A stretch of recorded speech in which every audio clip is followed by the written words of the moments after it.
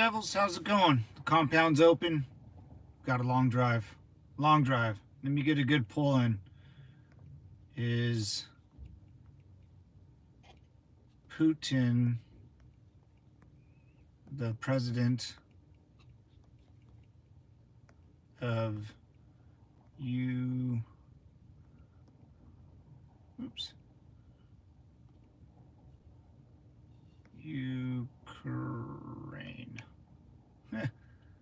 Is Putin the president of Ukraine? Biden said so.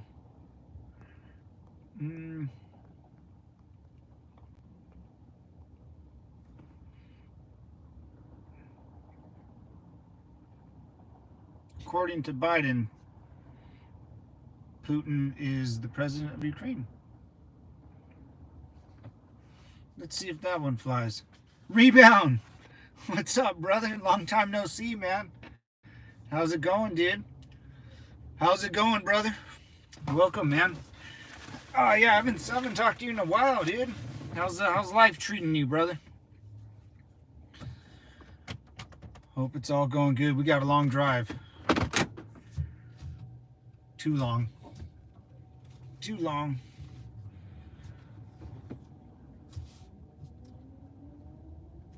Yeah, did you hear dude, our president's losing it, man. I'm not a Democrat, but I am a gun-toting patriot. And you know, when you call the president of Ukraine Putin, that's not good, man. It's not good. Let's see who else jumps in on our Zoom business meeting today. We got to go over paid time off, some PTO. We got new policies coming down. I sound like my company meeting, dude. We got new policies down. We got to hit the quarterly goal every year. We got to hit our numbers, boys. Sell, sell, sell.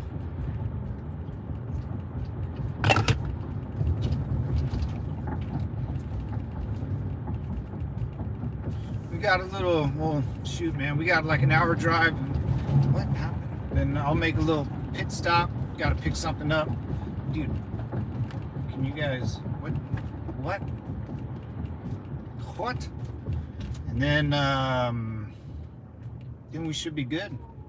It's going well. Work been kicking my butt. Every time I could catch your live or new vid, I'll be here ready to ride. Hey, with my military advisor. What's up, brother? Yeah, man, that's a good one, dude. I like it. I'll be your military advisor. I like that.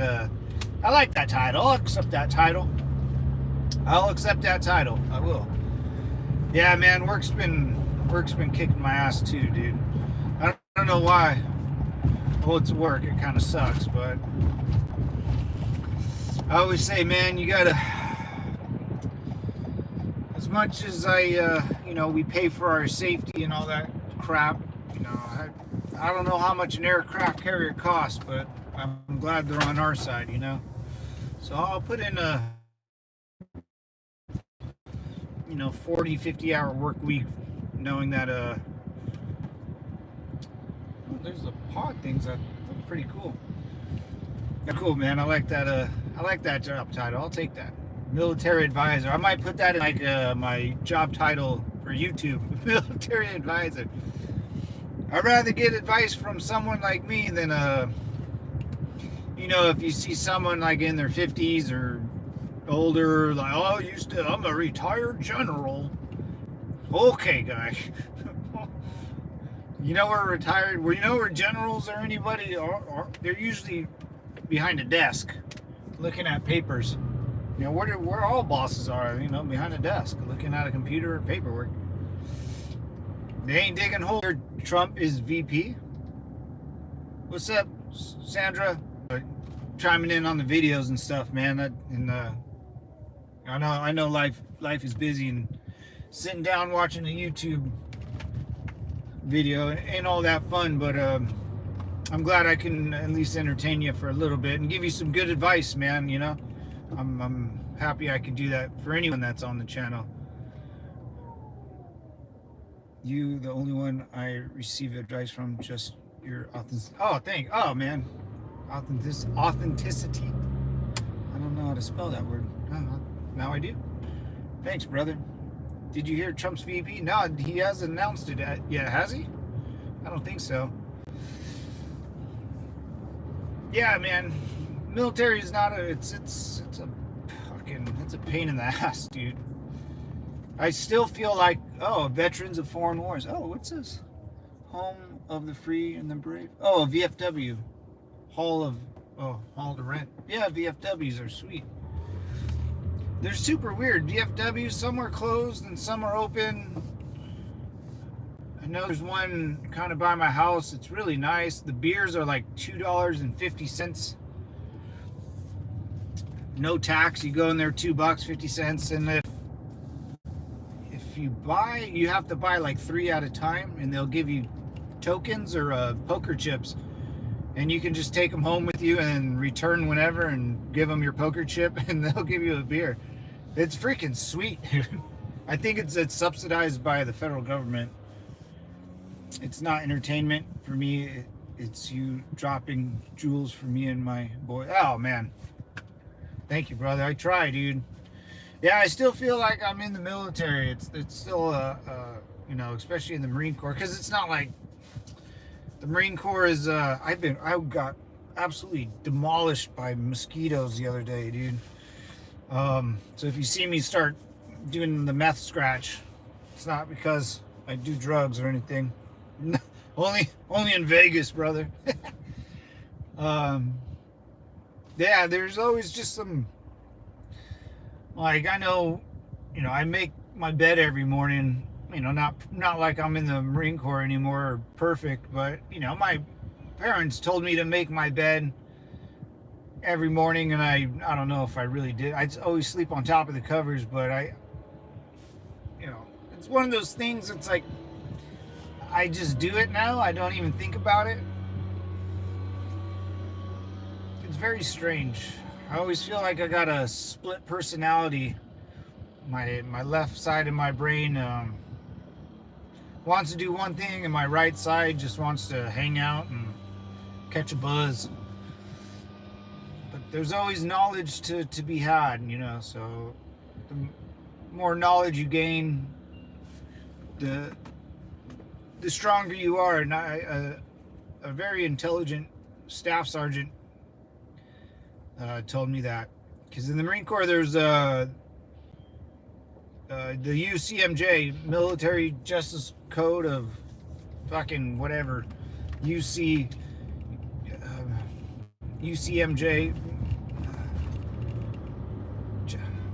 I don't know. It's UCMJ. It's like law for the military.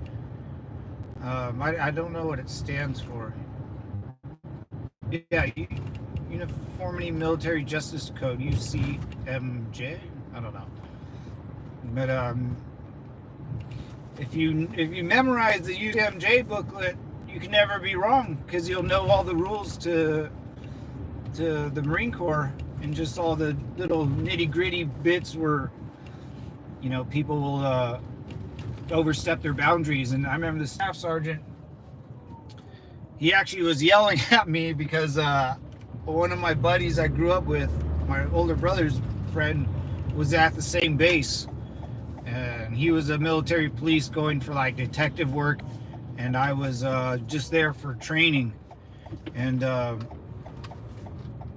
he stopped in like my barracks to say what's up, and then it got into kind of a big argument, because he wasn't really supposed to be there, but he knew I was there, so he came by to say what's up, man. Like, how are you not gonna say what's up to your friend's little brother? And I was the little brother, so the staff sergeant got on my ass, but he was cool with it, but he said, he told me, knowledge, the more you know, the stronger you'll be. And I was like, what? I knew that, but he could rattle off these codes in his head because he knew everything. And I was like, oh, you can't argue with that. That's kind of the point. Just right painting. HOA. Oh, that's weird. I hope I'm not being a burden asking and getting good gems about the military. Nah, man, ask away, brother. Ask away. The more you ask, the more answers I have, you know. And I might not even have thought about it, you know, whatever. I don't know. Like if you bring up, because yeah, you'll bring up something I've never thought about before, or I just forgot, you know, I actually did stuff like that. Because, you know, everyone always asks me, like, oh, did you shoot anyone? Like the first question this little girl asked me, and you know, I was giving a lecture to my mom's first graders, and the first question this little first grader asked me was, "Oh, did you kill anyone?" I was like, "Oh, shit." But because usually people ask me questions about like that stuff, like, well, was it scary? Were you nervous? Or what? When I tell stories about the war, I always have my friends laughing, or like we joked around all the time. It was really funny. You know, we had really fun times, man. And then, you know, I don't really think about the negative stuff until someone asks. Then I'm like, oh yeah, that sucked. But when I think about it on a day to day, it's usually, you know, it usually was I wouldn't say fun, but we had fun. You know, I remember getting like two days off, and that was the best time in my life. I had like I had a 48-hour break, and I remember I was just so happy to like lay down in a bed, and I had my pajamas on, which is like a military uniform. Well, I had basketball shorts and stuff like that. It's funny, there's a picture of me, I gotta post it, man. There's a picture of me wearing my high school football shorts, because just the previous year I didn't even have time to buy basketball shorts to like chill in. But yeah, I remember I was so happy. I had 48 hours of doing nothing. I did nothing.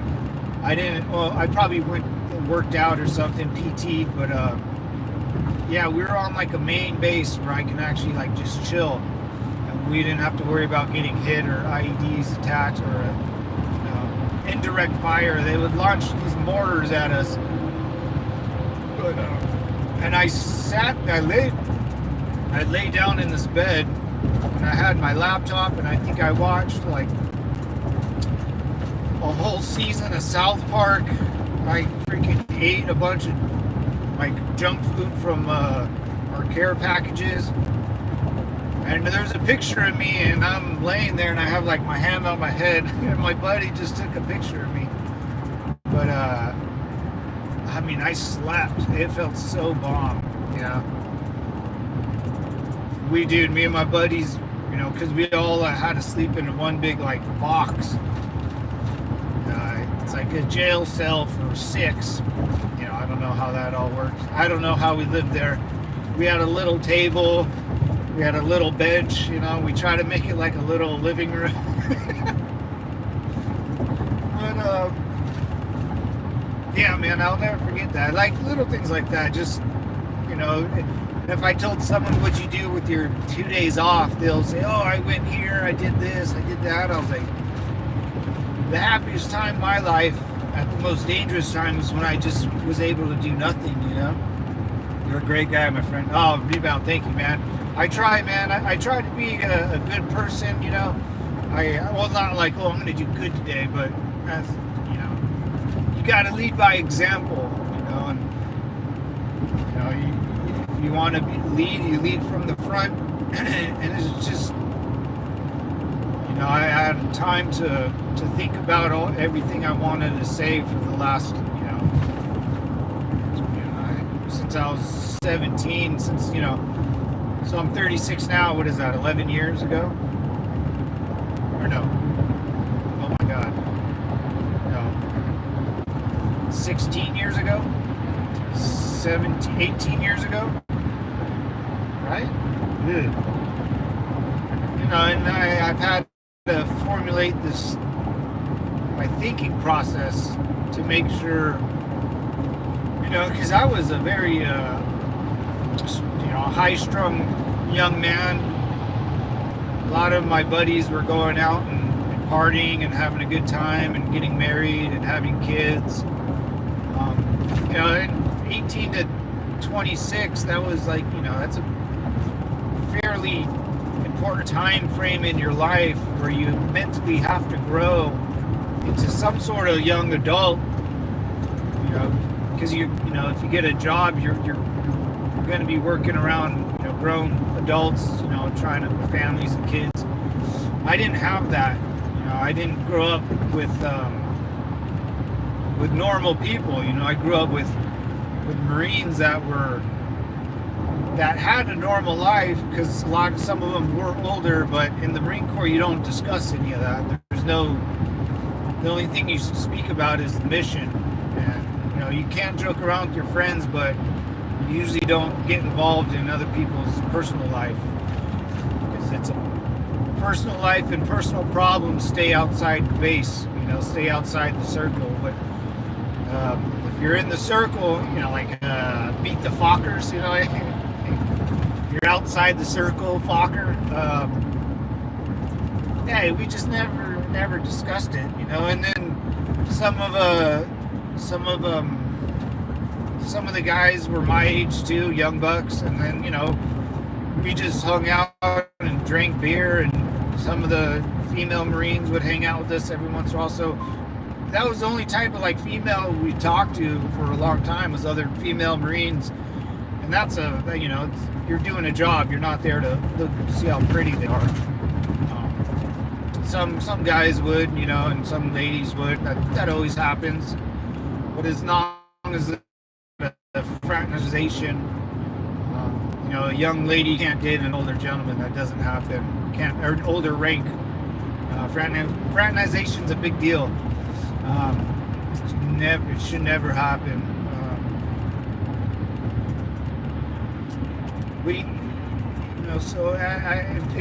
So when I got out, I feel like I had to live so I got out 26, I'm 36, so it's been 10 years since I've been out, technically, 2014, and it's 2024, holy moly,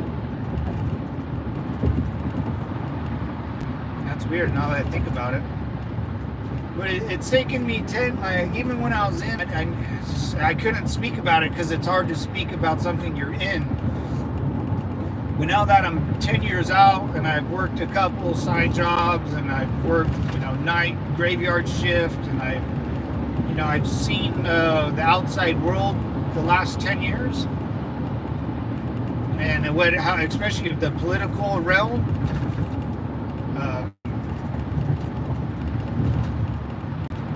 That's the only reason how I can speak about it, because I can compare, a civilian life to my old life. Before, I didn't know the civilian life. I just knew military life. So it's like a piece moving down a board, going to jail and Monopoly, then starting over. That's how I went down a board for 17, 18 years as a young man. And then I went to jail. I went to jail for 8 years or whatever, then I came out and I had to pass go again. So it's like, I don't know what's going on, man. How do you guys speak to each other? I mean, the way I speak in the military is completely different how I speak to people outside in the real world and civilian world. So as I get older, I get more comfortable speaking about my past. And it's not, I've lost friends for sure. But in the Marine Corps, that's just kind of the name of the game. You know what you're getting into. No one cares about your personal problems. What we all care about is getting home safe. And every mission you go on, you don't, of course you defend yourself and protect yourself, and you will go on missions with people you don't really like or care for. But at the end of the day, if you're doing your job correct and I'm doing my job correct, we should never, the personal feelings towards you should never get involved. Because the Marine Corps, it takes that out of you, man. It really does, especially the farther out you go on missions, the deeper you go into the suck. Rebound. Hey, what's up, brother? Oh yeah, Raz, you got out. That's right, man. That's right, dude. Your contract ended. Congratulations, man. Grow out your hair. Grow out your hair. I'm still trying to grow out my hair, man. I do. One day I'm gonna have long hair, man. I get really I don't know. I get really nervous when my hair gets long. It's not a normal thing for me. That's why I want my boys to choose the option of the military, because the first 4 years of high school are very important. Yeah, and the first 4 years out of high school I think are really important too. You don't have to go to college or anything. Like, if you want to do my job, it's not that hard. I don't think any job's that hard. You just have to be dedicated to it and keep going. Yeah, man. My brother's kind of rebound my girl. Oh, she did. Oh, yeah, that's right. Congrats. Did she get out too, Raz? Congratulations, man. What's the date today? July 12th? You're out and you got engaged, man. Congratulations, brother. That's huge. That's huge. I missed that time in my life, dude. Like, I was, and the girlfriend I had at the time wasn't too faithful, so yeah, it kind of ruined my outlook on things like that. Yeah. After I said, yeah, my brother's going through the same thing as you, rebound. Like he wished he would have joined, but he has 2 sons. One's about to turn 9. Damn, he's old. And one's turning 7. And we're not college people. Like, me and my brother both went to college and graduated. Like, we did online and helped each other out. Online courses at University of Phoenix, and we did it just to make my mom and dad proud. But businesses don't really look for that. That's kind of a weird mentality that businesses will hire you just because you went to some fucking college. Yeah, my brother's he wants his boys to kind of think about it, and because you can do it right, man. I always say you can join the military and do it right. You can join the Air Force, have a nice cushy desk job. You'll learn some things, but you ain't gonna. Like, I have this one good girlfriend. She joined the Air Force and she didn't really go shooting. She got the basics of how to use a M4 or M16 rifle, and I think I've seen pictures. She showed me pictures. But they don't actually shoot live rounds. They just get the basics of how to. They maybe shot, but when she got out of boot camp, she called me and she told me she wanted to go shooting. So I took her shooting. But she knew how to use it. That was the biggest thing. I didn't have to teach her. She already knew. But that's the Air Force. I mean, you could do a lot of good things, man, and have a long career. 4 years go by, and you'll have that. You served in the United States military, which should get you, maybe a foot in the door with any major job or whatever you're doing, because it just looks good on your resume. No one really cares what you do in it as long as you served and you have an honorable discharge. And then you'll be 22. It's so. Your sons will be getting out when they're 22 years old with that nice stack on her resume. They know how the rank and file will work. Because my bosses, I treat them like my sergeant, like my direct boss. I just consider him a sergeant. I speak to him like that. And his boss, I consider a staff sergeant or staff. So no matter where I go, I can always put someone in a rank, and there's no arguing. You know, it makes. She said we are going to get messed up tonight. You guys are going to hit the bottle, brother. You made them proud by continuing being headed in the right direction after school. Oh, man. Yeah, yeah. Am I seeing that right there? Yeah, it was, I don't know what's going on, guys. I've had a lot of people stop in and, yeah, I mean, what's up? Hey, if you're new here, my name's Matt. I used to serve in the United States Marine Corps in Operation Iraqi Freedom and Operation Enduring Freedom, military police. Yeah, I had 30. Yeah, man. Hey guys, how's it going? Welcome to the compound. It's open, brother. Gun-toting American patriots here. Rebounds in here. I know Low C is always up in the building. We got Bruce Lee, little Bruce Lee. Welcome, guys. Welcome to the channel. Just hang out. Everyone like and hit the subscribe button. I do stutter sometimes, so I do apologize. I ramble. But yeah, man, I've been doing good luck with my streams. The last one yesterday got like almost 2,000 views or something. It's been pretty great. I don't know what's going on. Maybe I'm doing something right, huh? If you're new here, this guy is great and a lot of good content and advice. Hey, thanks, Rebound. Yeah, man, I used to instruct, for anyone that's new, Simplify. I used to instruct a police academy.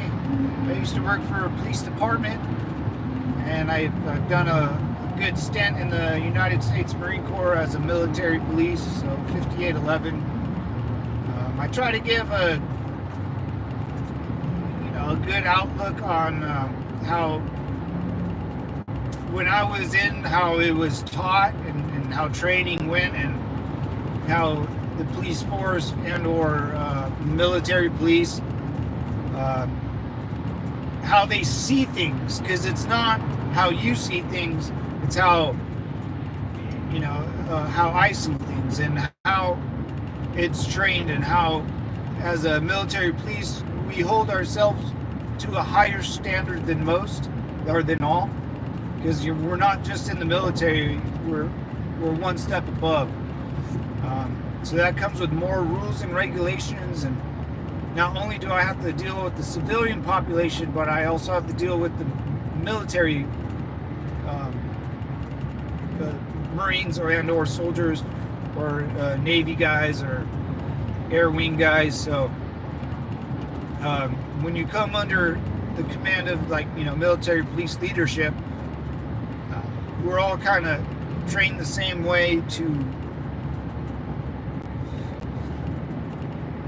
see it as I'm not a citizen. I'm in the military. I can't treat you as, if you're in the military, I can treat you as a citizen. I'm a retired soldier.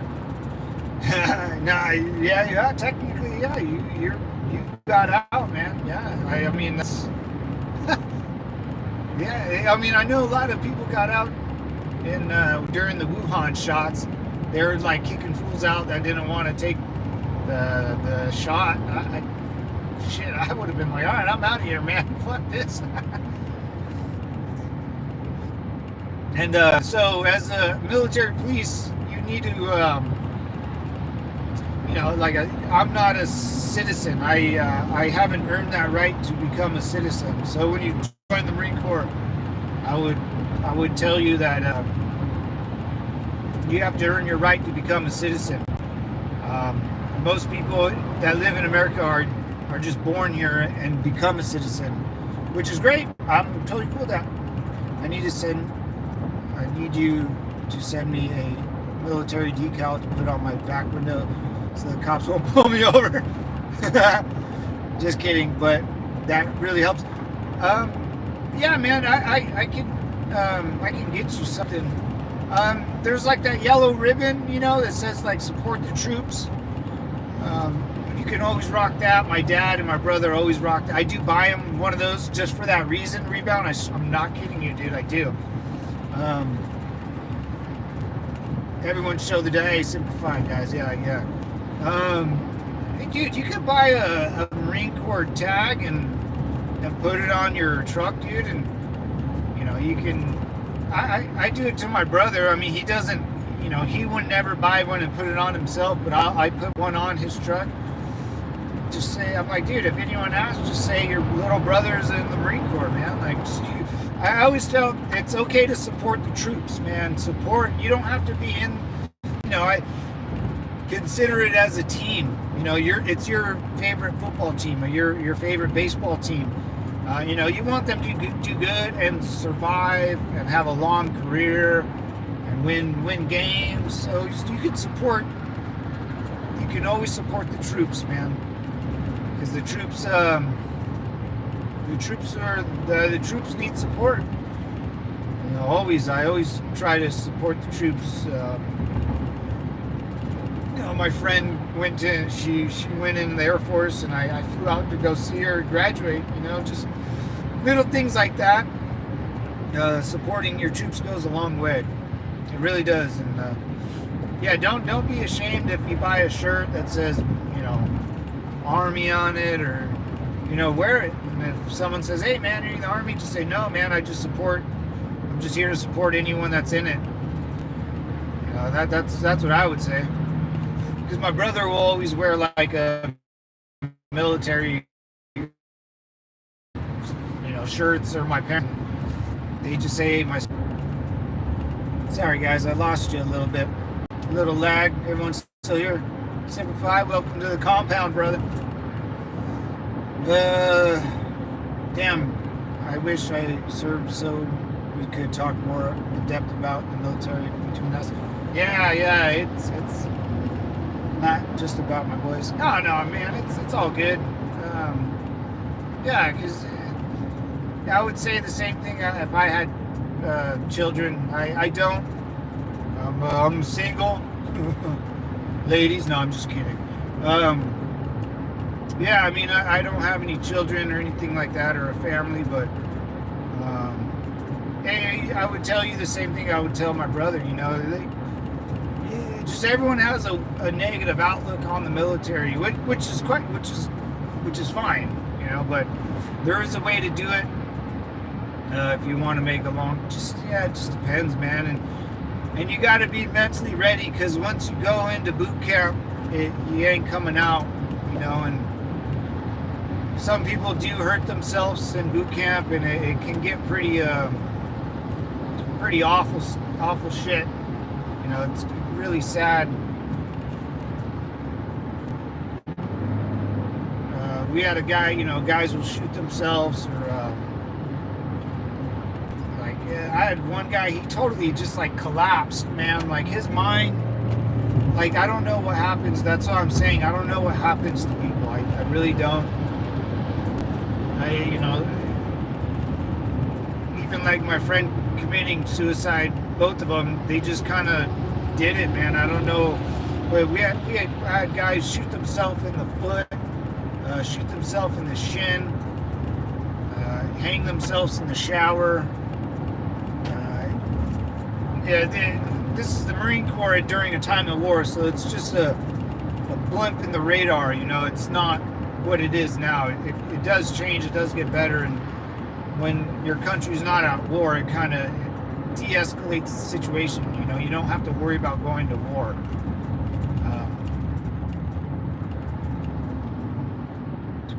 No, I mean, your boys are, you know, you don't want to pressure them, or just, you know, talk to them like you would talk to your buddies. You know, hey, it's gonna suck, but you gotta push through it every day.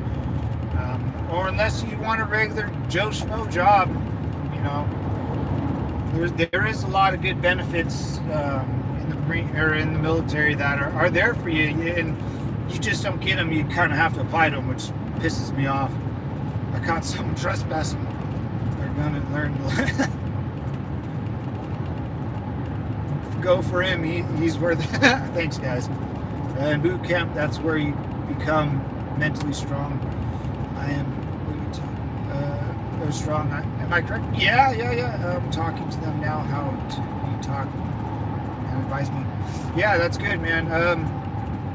Yeah, mentally, boot camp is where you'll lose your ego, because it's just an ego thing, right? I mean, everyone that if I call someone overweight, they'll get sad. It's an ego. Their ego gets crushed. Or if someone calls me too skinny or crippled, I'll still tell someone I'll kick your ass. But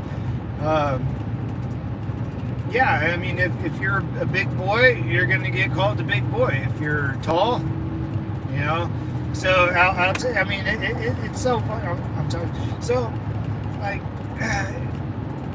you're gonna be made fun of to a point where you actually enjoy the attention. It's kind of like a reverse psychology. So we had this guy, Bravo. His name was Bravo. His last name was Bravo. Recruit Bravo, in boot camp, and in San Diego, MCRD, Marine Corps, Marine Corps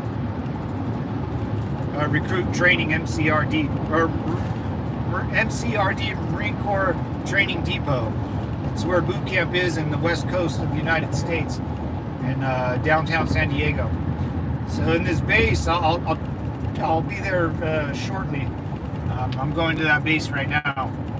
But in that base, it's by an airport, which it fucking sucks, dude. Because you'll be, no matter what, you'll hear airplanes all day, boom, boom, boom, while you're in this barracks, and big old barracks that you sleep in. And the windows are always open, so you hear, like, I remember looking out this barrack, these windows, like at fucking 2 in the morning, because I can't sleep, or you're pulling fire watch, and you got to watch everyone else sleep, but you just hear these planes. And I remember hearing these planes, like, man, I know this plane's going to Hawaii or something. I just want to run out there and jump on this plane and go to Hawaii. That's what your mind's kind of going through. But you're here, and it sucks, and you just keep going. But this guy, Recruit Bravo, we were standing at attention, and you're supposed to be completely still, right? At attention, there's no moving, you can barely blink. But for some reason, he moved his head because he heard sirens, like fire trucks. Woo, woo, woo. So he ended up like flinching, or like trying to look at it. And our drill instructor saw him, and then said, "All right, well, you got in a lot of you can't move. You can't move at attention." So he paid the price for it. But the funny part, the price for it sucks, and then we all paid the price for his mistake.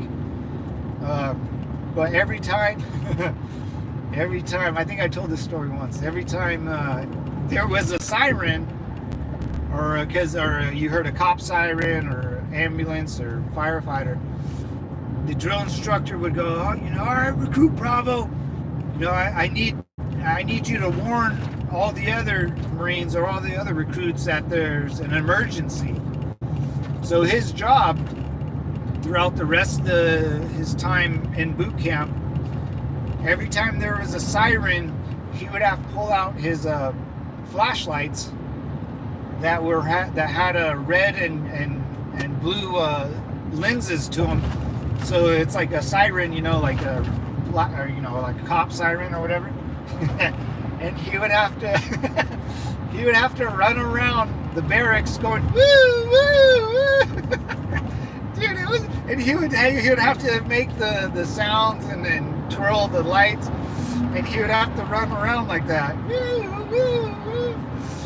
So, dude, and then if we're at attention and he's running around and we're trying not to laugh, but the whole point is to get you to let go of the ego, and things aren't just funny, they just have to happen.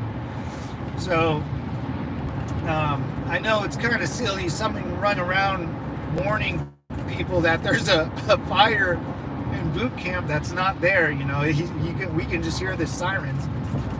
But in Marine Corps, someone will have to warn you like that, and it's not supposed to be made fun of, even though it is funny, you know. But yeah, he would have to woo, and we would try not to laugh, and then we would get in trouble for laughing. How's that not funny? But you know, after the 5th time of him doing it, it wasn't funny anymore. And he was just now it became a warning that there was an emergency down the road, you know. So you can kind of see where even if the drill instructor is trying to embarrass you or trying to do something, it's still almost made for training purposes, you know. So you can see the training purposes in hindsight. And I really love how you enjoy talking and advising about your experience and what to expect. Oh, yeah. I talk to them now. Yeah, I try to, you know, because I try to use myself as an example. That's where the ego thing comes in. Like, I'm able to make fun of myself, and then you know, I didn't talk for so long, you know, because you're just doing what you're told and doing all this nonsense that once you lose, you know, voice, your ear, your other senses will pick up, you know. And if you stand there for long enough, like meditation, you get traits and how to, you know, I always call it, you can become a good storyteller if you listen instead of talk, you know. And you got to be able to make fun of yourself, because if I just start saying, oh, I did this, but you know, it doesn't work. I've messed up plenty of times, man. I unked on a shooting range, dude. That's embarrassing for me to say that, but yeah, I for some reason I couldn't shoot that day, and I didn't do good. Man, I used to be able to shoot pretty good, but if you don't use it, you lose it. You know, so it's an everyday. Sometimes you get, you know, when you're checking the fleet in your fleet unit, you'll get weekends off, so you're able to go home Saturday and Sunday if you don't pull duty. So you're able to get out, but you know, you always have to go back, and that's like and some people don't come back. Like we'll get a 72-hour you know, maybe Saturday, Sunday, and Monday off. Some people will never come back. I don't blame them. You know, I never blamed them for not coming back. I never had that in me. Of course, I wanted to not show up again, right? Especially if you know you're going to Afghanistan. You're like, oh, you know, fuck this. And then you leave for the weekend. They tell you, hey, we're probably going to go to Afghanistan next couple months. We'll have a good weekend. We'll talk about it Monday. Some people never showed back up. They're like, no way, dude, I can't do this anymore. You know, I just have a newborn baby, or I just got married.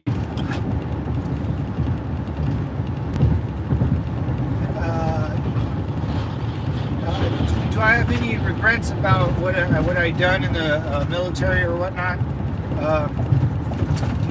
No. As I get older, I can go back and have regrets now. You know, with like my body kind of falling apart, my back.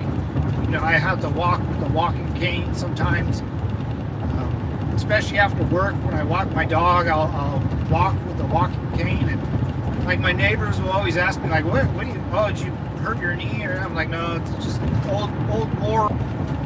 And I look younger than shit. So they always go, what? I'm like, oh yeah, old war wound. You know, not all wounds are visible, or whatever. You know, yeah, not all wounds are visible.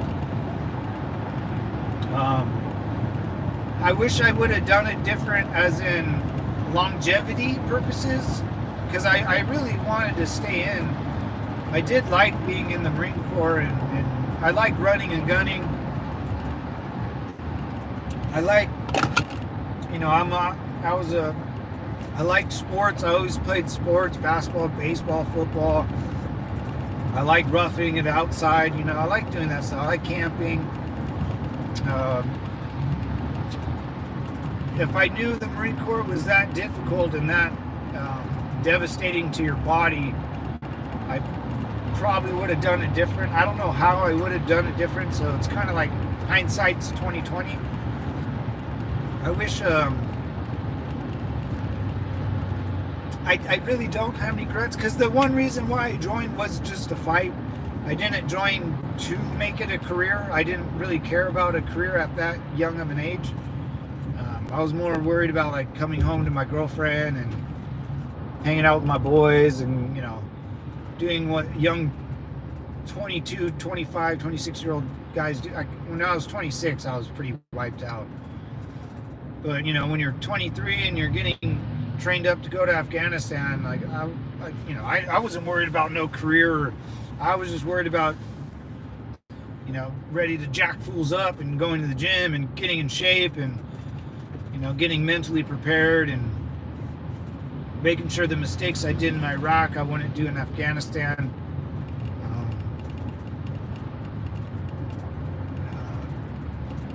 No, I really don't have any regrets. I wish I could have did the full 20 to get a pension. That was kind of the original goal. But it's just the Marine Corps is too difficult to get that, to do 20 years. And then like my battle buddy, so you have a battle buddy, like my buddy Eric that's passed away due to suicide. He was my battle buddy. It's like just your boy, you know. He stayed in. He didn't get out when I got out. He stayed in until he killed himself. So he was in 14 years. And he went to Iraq once and Afghanistan, I think, 3 times. So if I would have stayed in, I would have been, you know, I would have been going to Afghanistan just as many times as he was. But me and him both went to Iraq together, and you know, so I there's no difference between me and my buddy Eric besides our personal life. And I don't know what really effed him up, but if it was the Marine Corps, then I'm glad I got out, you know. So there's always a yin and the yang you got to find in every situation, I believe. What is it, Newton's something law? Once something is in motion, or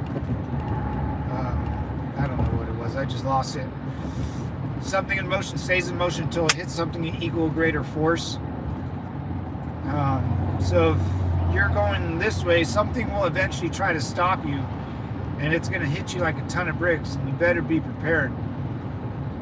To have peace, you must prepare for war. So I try to prepare for the worst situations. You know, I'm not digging a bunker or a basement or a fort in my backyard, but yeah, man, if you prepare yourself, you know, and if something happens, you can be like, oh, I knew this was going to happen. Let's figure out a way to deal with this problem.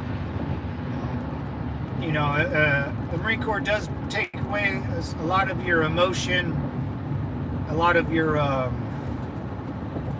feelings, you know, so you're able to see straight, you know, clear. But you have to maintain that, you know, because your brain's going to go back to what's easy for it, and it will become emotional. Your brain will become emotional. It will have personal problems. But you have to learn how to control yourself before you can lead or control others. And controlling others, you just need to be a good leader and lead from the front, and they will follow. You know, and if you want to be a good leader, you're going to tell your troops, hey boys, I'm going to mess up. You know, I'm going to fail, and when I fail, hey, what's up, Jimmy? Nice seeing you, brother. How's your day, man? Oh, Agent 205, what's up, man? Everyone's in the building. I'm close to captain. After this month, I won't be a lieutenant anymore. Hey, then I'm still at the line. I'm going to salute you as a captain. Damn sorry to hear that, but I saw the video about your battle buddy. Oh yeah, man. Thank you for watching that. I appreciate that. If you don't mind me asking, what's your zodiac sign? I don't know. I know my birthday's in September, so I heard it's kind of on the border of two of them. September 23rd is my birthday, so I know, like, I don't know which ones. I always get told it's in between both. Sure does, because my father served, has no emotion or empathy. Yeah. You lose your empathy. Hit the like and double tap. Hey, thanks, Jimmy. I appreciate it. Everyone like and subscribe, man. I appreciate it. Sorry, Libra. Yeah. I think that's the one I always get told.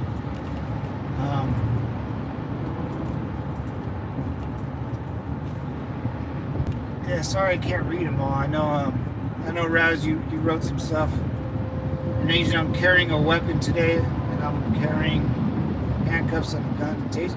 Oh, damn, man. Gun taser, nice. Gonna be a busy week. Oh, yeah. You're starting to become famous. Yeah, man, I got a full compound. What's up, Devils? How's it going, guys? If you're new here, welcome.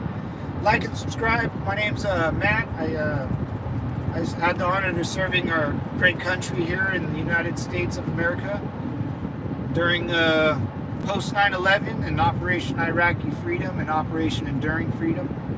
I've served under Bush and Obama. Having a different commander-in-chief does change the dynamics of the military. It's kind of weird, but they usually just set the rules, rules so we can follow, which is okay, because hey, George set the rules for our military, and so my understanding is, like, the president's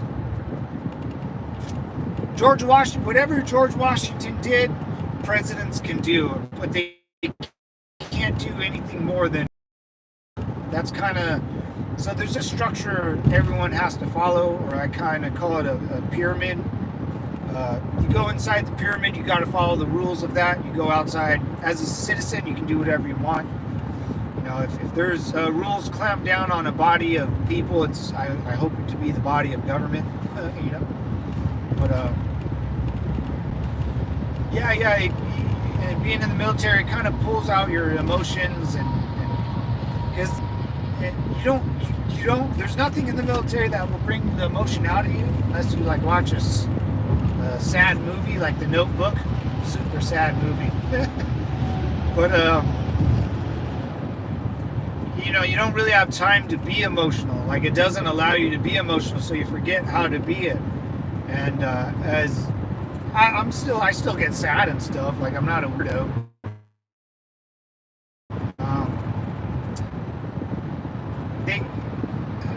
I don't know how to explain it, but yeah, a lot of my buddies too I'm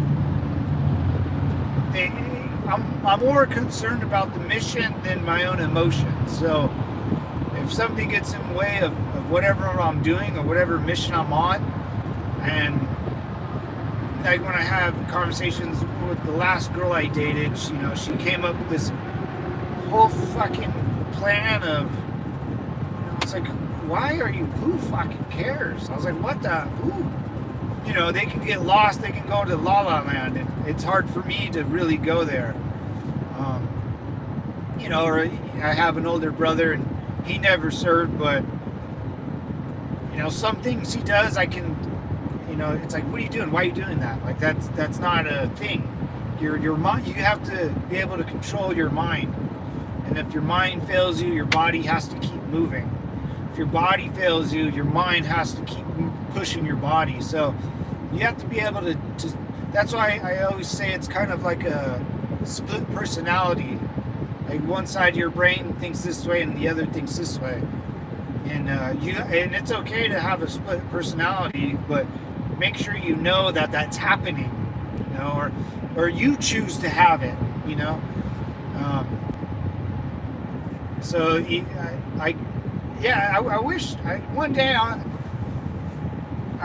my super ex-girlfriend that was with me during my military career. If one day if I ever talk to her again, I'm gonna ask her to, like, I would love to, because she'd be like, oh, fucking, you were a nightmare, like, when this happened. Like, she knew me, or wives know you pretty good, and me and this girl dated for a while. She was with me every step of the way through my career, and as looking back on it, she would always tell me things, and I'd be like, really? She'd be like, yeah, you were always kind of doing this, or she would understand the ins and outs. Women could do that, not just her, but women can see things that most men can't, or vice versa. But I always say, man, if she wrote a book about the Marine that she dated, which would have been me, it would be very interesting, like a psyche valve, that would, because when I go to when I do psyche valves, I feel like I'm talking to like a freaking female. Have you done this before? I'm like, dude, what are you talking? I don't know. I have a problem with those people. Oh, my point was about I passed down so much knowledge to her just by her being around with me, that it would be interesting to hear it from her point of view as a civilian, to get a true, honest representative of what a Marine is after he gets back home. Because I went straight home to my girlfriend, and she, you do the pillow talk, pillow talk is a real thing, and she would understand, she would know like where the emotion went, because I was emotionless, but around her I would tell her things that I wouldn't tell anyone else. So that would be interesting. You want to write a book on a Marine and his disabilities in his mind. I wouldn't ask the Marine, I would ask his loved one, or his mother, or his father. They have a different outlook on how it affected their son or daughter, or loved one, So it kind of, because there are a lot of females that join the military. Absolutely. It will be awesome. You should actually write a memoir. Dude, that's after a week. After next week, I might be here all week. Oh, nice, man. Yeah, Agent. Good luck, Agent. Oh, where you going, buddy? Wish me luck. I'm getting renewed. Oh, nice. Good luck, Agent. Hey, simplify, brother. Memoir, man. My mother, my lovely mother, she's a good writer and good. She's a grammar Nazi, but she actually told me that, because I finally kind of opened up to her about everything not too long ago. I told her that, and she told me, you need to write a book or something. And I'm not the best. I can get like a ghostwriter or something. I don't know how that would happen. But she actually, well, this is a reason why I started the channel. I kind of promised my mom I would do something to speak, or to get all this stuff off my chest. Especially after my buddies died and I'm out in the Marine Corps, and as you get older, you kind of look back on things different, and can kind of go through your head. It's like probably like being a father. I'm not a father, but once you have, I had nephews where I'm like, oh shit, like it's not about me anymore. It's about them. That's what it's kind of like. As I got out and got older, it's not about the military or the government or anything that's happening outside of the U.S. or it doesn't. If you're not involved in it, it doesn't really matter. You can care about it a little bit, but people will make it their whole life, or use it as their own personality. When in this country, you are so important to America. And because it's never been done. This has never been done before. why is there more weapons in the United States than people? Why? Because it's never been done. The way you think as an individual in this country, without repeating what's on the news or whatever you think is probably the right thing because it's gotten you this far. And from here on out, every day you move forward, what you do will echo in America. You just don't see it. I see it for you. I can see it because my life got stopped. I could talk about high school and my high school days all day, because when I joined the military, when I joined the Marine Corps, that previous year I was in high school. So I didn't learn anything new. I just learned whatever the military taught me, whatever the Marine Corps taught me. So that's why when, I would give all right, Matt, introduce yourself. My name's Matt. I'm 19 or 18 years old. I joined right out of high school. I just, 8 months ago, I was just playing high school football, and now I'm training to fight a fucking war. Like, what? What? Like, I still had, like, all my high school friends' numbers, and I didn't know what the hell I was doing, man. Like, how am I supposed to know any of this? It's just insane. It's insane. I was the youngest. It's funny because we were in an auditorium, some higher up, I think is a general or something. You go around asking stuff, and he goes, "Who's the youngest?" And it's a thing with the Marine Corps. The youngest and oldest Marine have to introduce. It's a thing. When I joined security, I had to go through being pepper sprayed, tased, and yeah, same thing. Introduce them. We're all for you, we are all here for you. I'm like, oh, hey, thanks, Rebound. You're awesome, man. I appreciate your and more. Yeah, Agent, for sure. Yeah, you'll do all that stuff. It'll be repeated every year because training is continuous. Thanks, Rebound. I appreciate it, man. That motivates me to keep going. It really does, man. Give me a second, guys. I'm going to go run in and grab something. Give me about 2 minutes. 3 minutes. 3 minutes. I'll be right back. And if someone steals my minivan, then my God. I'll be right back, guys. Hang tight.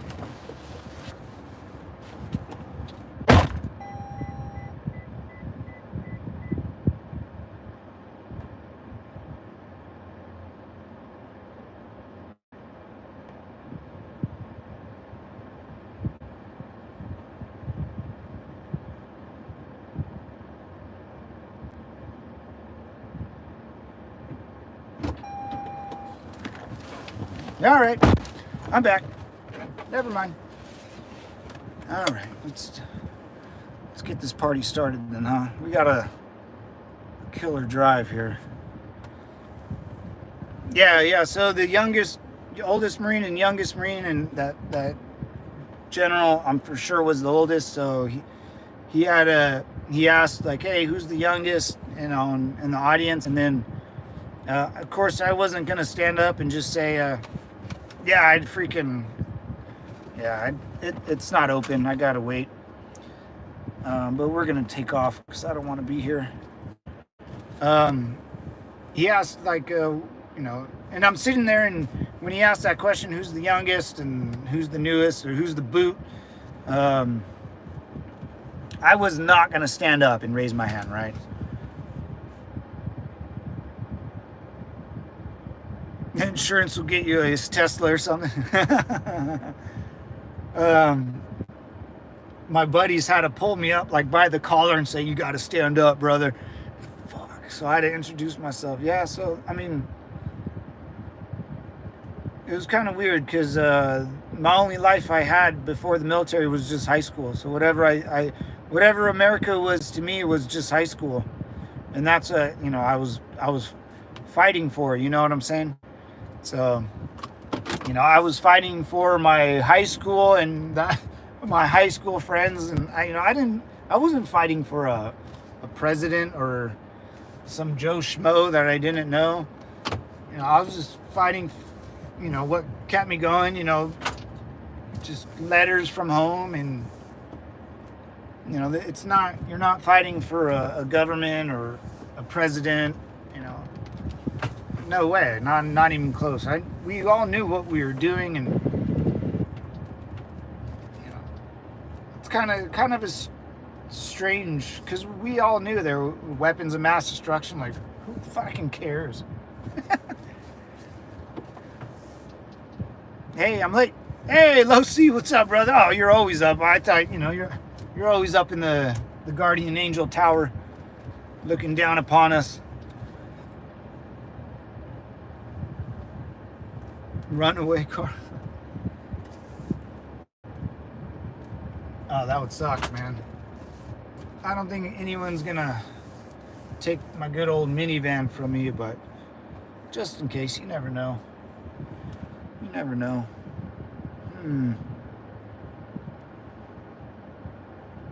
Oh man, my computer restarted. That kind of sucks. Well, let's do this.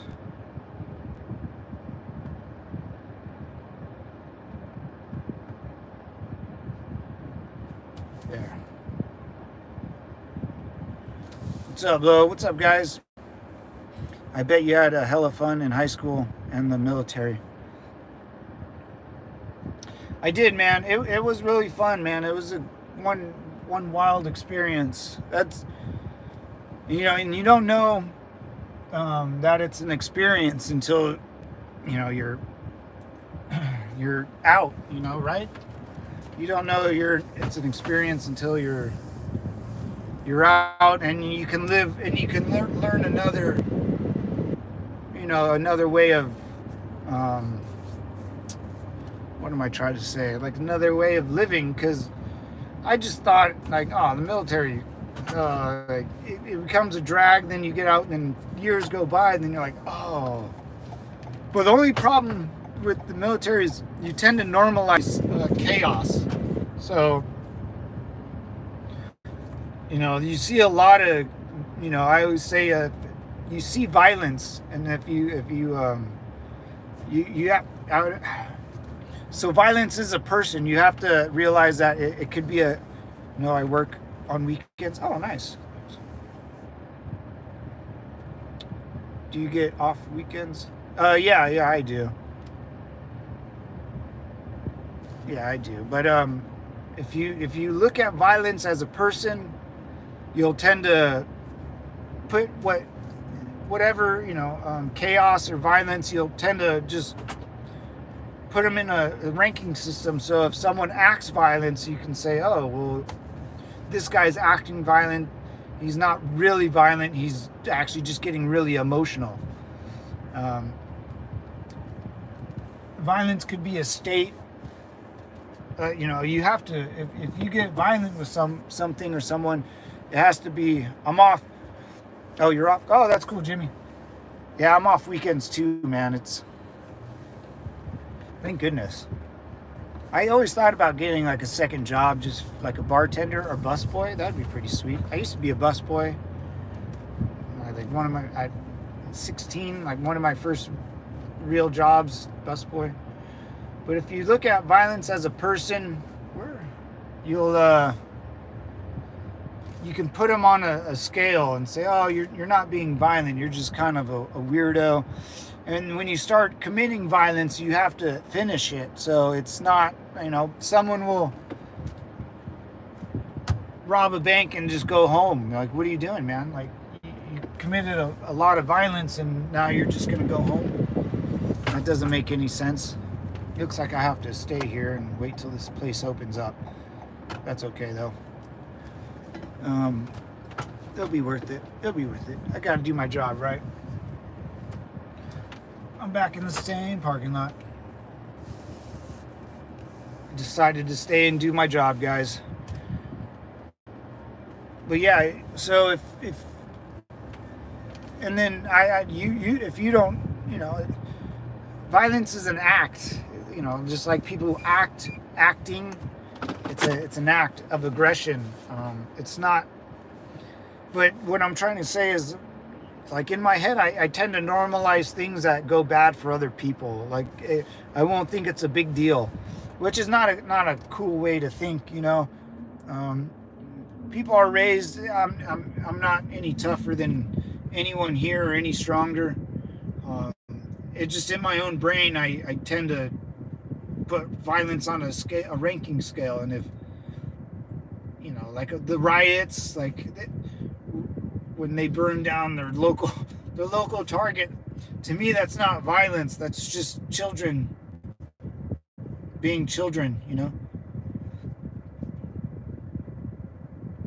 Dude, Jimmy, dude, busing, you make some. I would walk out there with like 100 and 200 bucks or something a night, or maybe not that 100.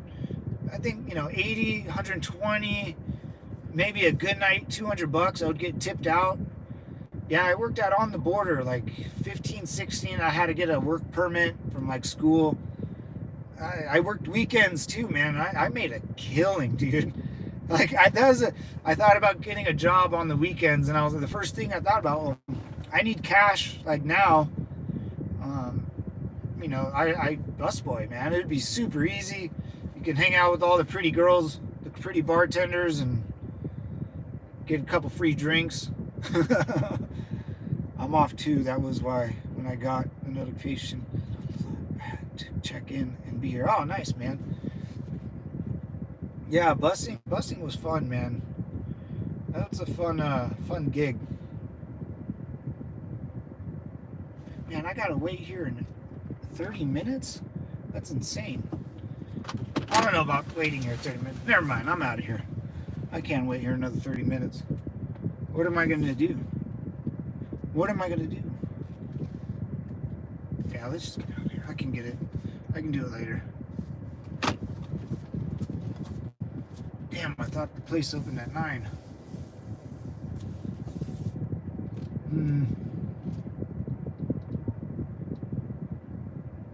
Oh yeah, cadences, man. Yeah, you'll be yeah, those cadences will be stuck in your head forever. Forever, for sure.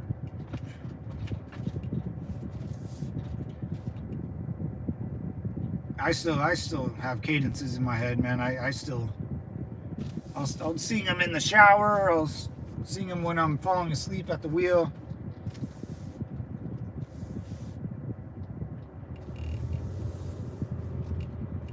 And some more cadence used to make fun of the other branches of service.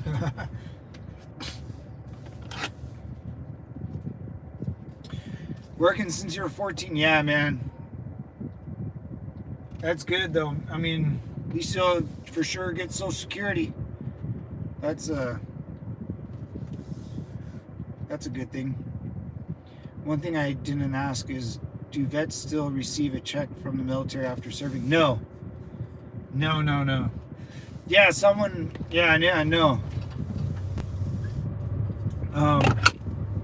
No, man. When you get out, you get out. It's like you just walk away. You walk away. Don't ever look back. No, I remember the day I got out. My chief foreign officer said bye to me.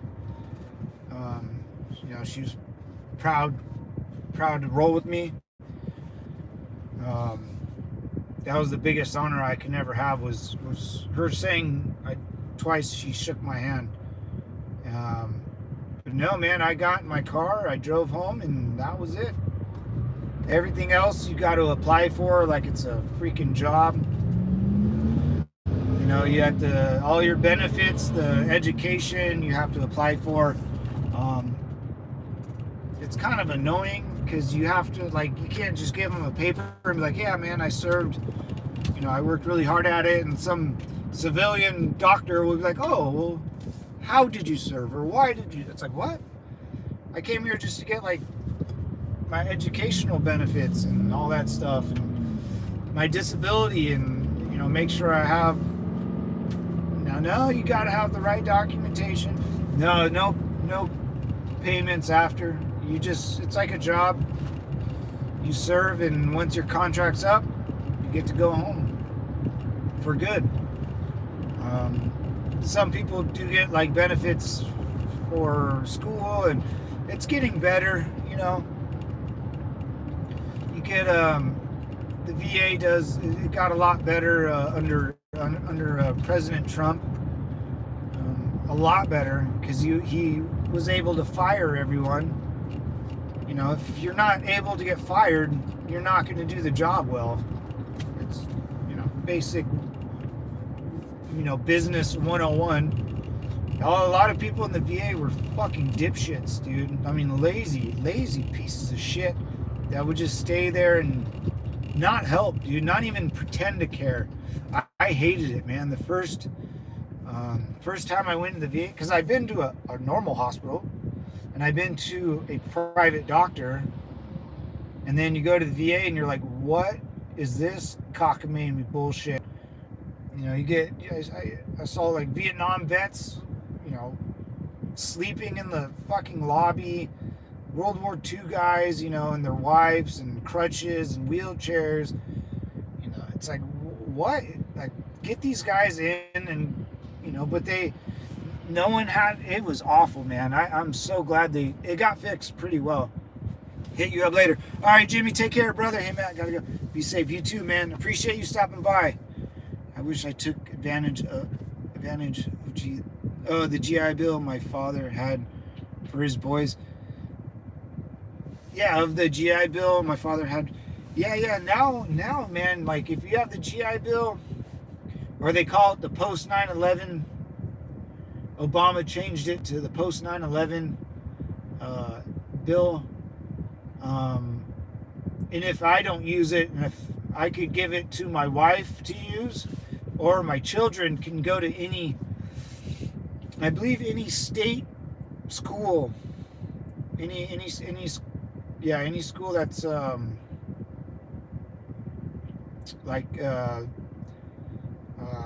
shit, I can't even think of California, University of Cal, I think, is a state-run school or something. Not private schools, but state-run schools, which is pretty sweet.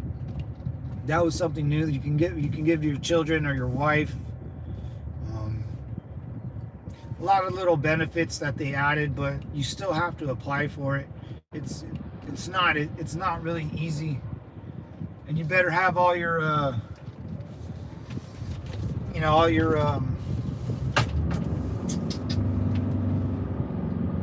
paperwork. That's what I was saying. Paperwork in order, because if you don't have the paperwork, you can't prove that you did all this stuff, and they'll just tell you, sorry, man, it is what it is. That kind of sucks. That always hurts my heart, because I've been denied on a couple things. They won't give you all your benefits that you deserve, because one, I don't get a lot of the benefits I deserve because I still have a job. Like they want you to be crippled, and then not, so you can look, they don't want you to be crippled and still have a job, because that doesn't look like you're crippled, right? They'll say, oh no, you're not, you can still work, so you don't need that benefit. It's like, what? Yeah, what? Well, am I not supposed to have a job? Is that like a thing that people do? I kind of enjoy working a little bit. You make extra money, you meet new people, but they literally want you to be a vegetable in order to get all the benefits you deserve.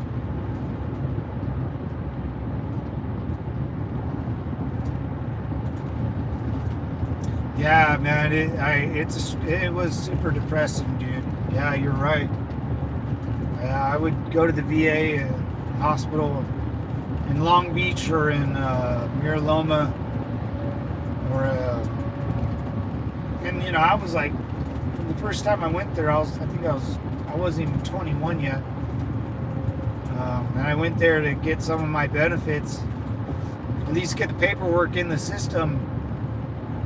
And I had to sleep in my car. I had to get there the night before and sleep there overnight, stay there all day, and then go sleep in my car again because I had an appointment the next day. So you become like homeless around the VA hospital. You know, and I honestly think that's what they wanted. They wanted you to be there and stay there, to make sure you make sure it's the government-run facility, man. So they'll make sure you stay there and you can't ever leave, and you have to use them and follow their stupid-ass directions. Yeah, I hated it, man. And, I was like 20 the first time I went there, and I remember sitting there with, like, my paperwork, and you get that guilty conscience of why am I here, and they need help before I do. And the problem was, why haven't they had help already? They're 80-year-old man, half dying in the chair next to me. How come that guy hasn't had help? Well, they do. Well, we're working on the. It's like, okay. Seems like you guys need a lot of help. It's just.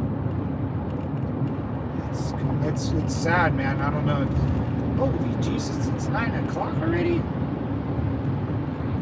That's insane. I can't believe I had like 30 people in this chat, man. Or 30 people viewing. I had almost like 2,000 views on my last video. That was,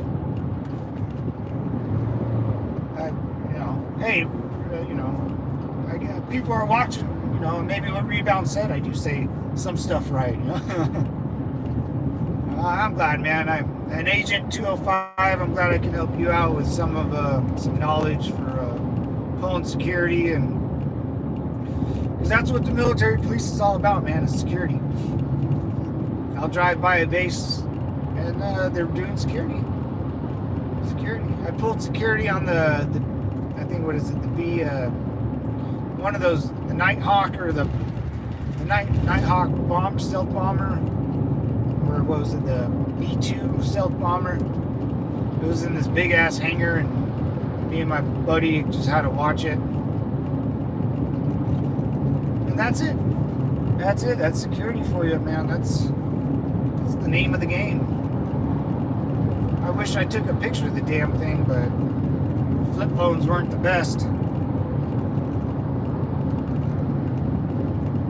I used to administer them pills or medicine. Oh, nice, man. Well, thanks for helping, Rebound. That I know it might not seem like you did a lot, but if you have a good heart, which I believe you do, other veterans will notice that. And sometimes being the VA, you notice people don't want to be there, and they give you attitude. And and I remember this guy asked me if I had any weapons at home. I was like, yeah, man. Like, what are you talking about? I don't know. I thought that was just a really dumb question. And a couple, I was like, I was taking the psych eval, and I don't know how old I was. I forget, but I was looking at him. I was like, dude, did you just graduate college or something? Like, I don't trust you, because I feel like if I tell you anything, you're gonna follow the rules and have to write a report about. I'm like, dude, I'm out, man. And he was not bending, he was not breaking. He was gonna. I was like, you're not gonna take away, because I've known a lot of Marines I served with that had their guns taken away from them, which is not cool. Not cool, man. But yeah, it's pretty crazy how it all, as I get older, things get clearer, or more,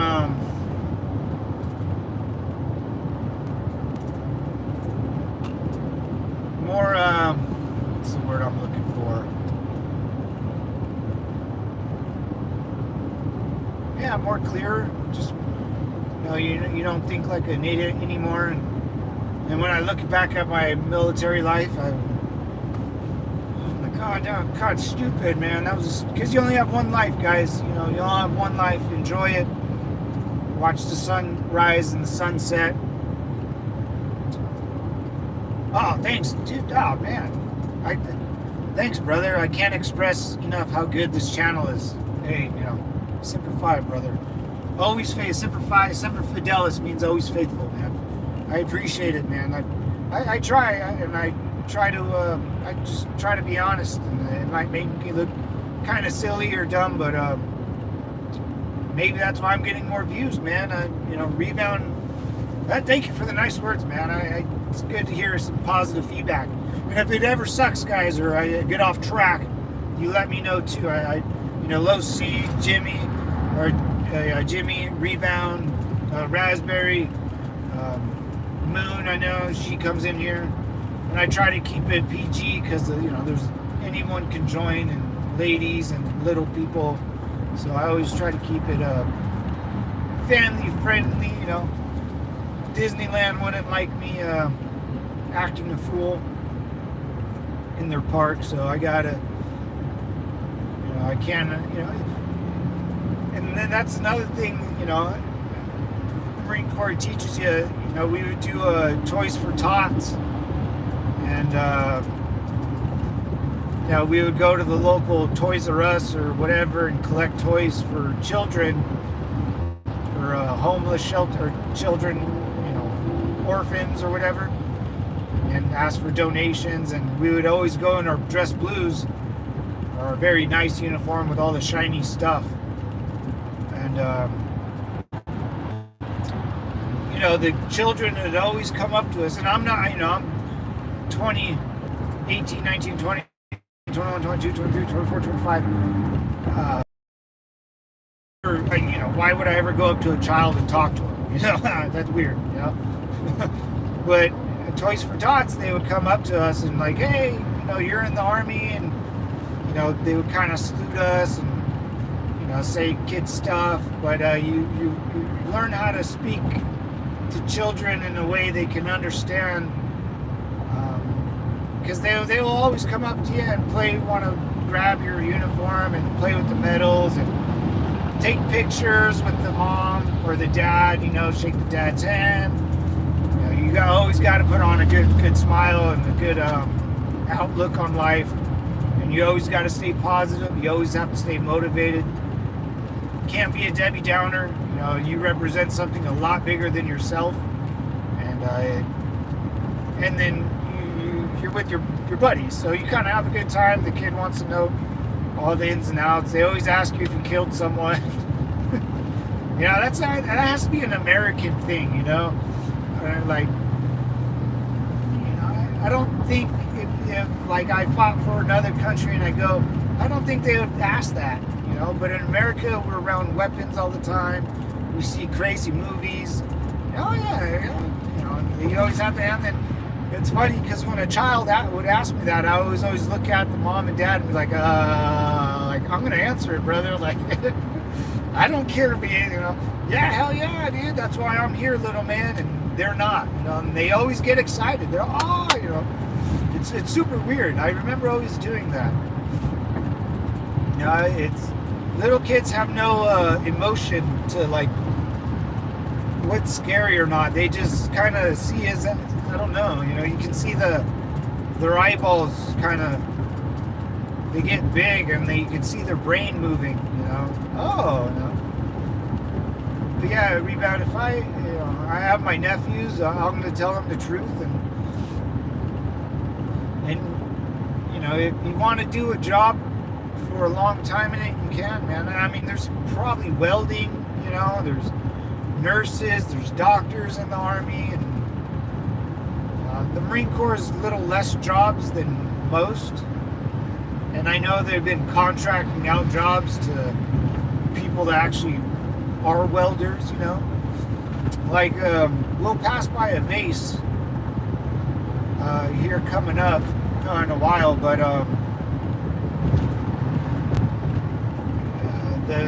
the MPs at the base the job I used to do are getting contract out by regular Joe Schmoes, so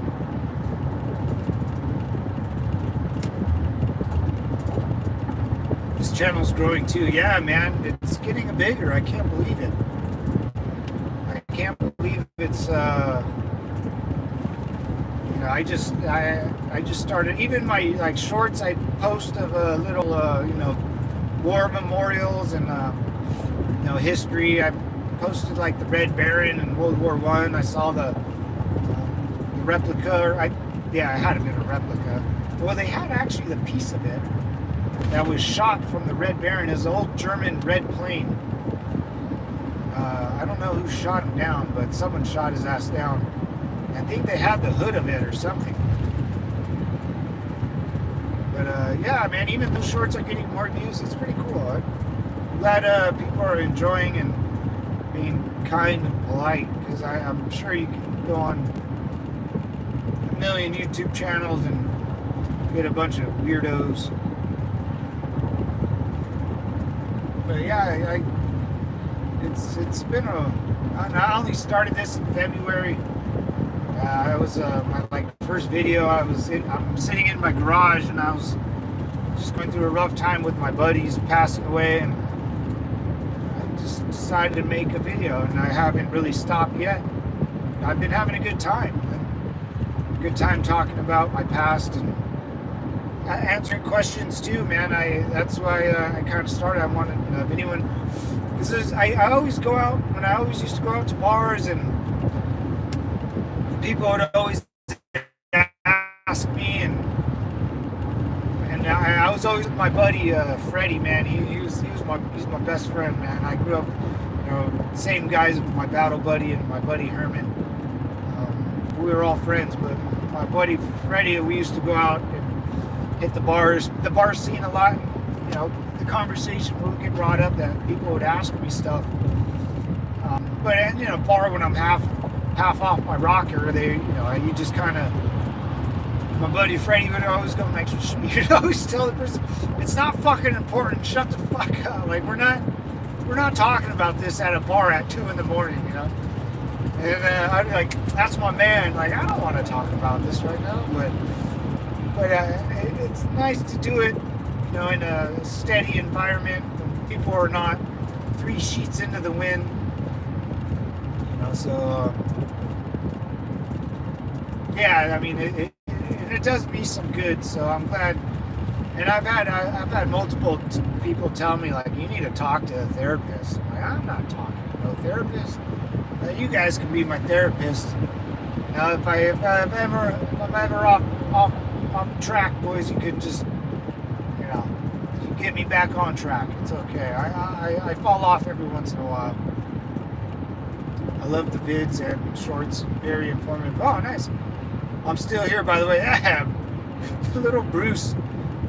What's up, Raz? I'm glad you got married, Raz. That's good, man. I'm glad she said yes. And I'm glad you got out of your contract ended, man. What are you going to do now? That's the next question, brother. You can go on a little unemployment for a while. I know that's an option.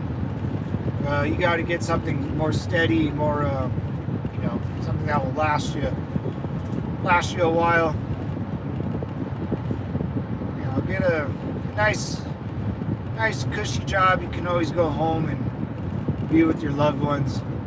That's my goal, is one day I can, I never had a job where I can just go home after work. I always had a job where I worked nights or worked 12-hour shifts somewhere far, and I always wanted a job where it's down the street and I can ride a bike there and ride a bike back. I always wanted one of the, I don't know where to do that, but that would be kind of the goal. I want to stay home, I'm really tired of driving around and staying in hotels. I miss my dog and stuff.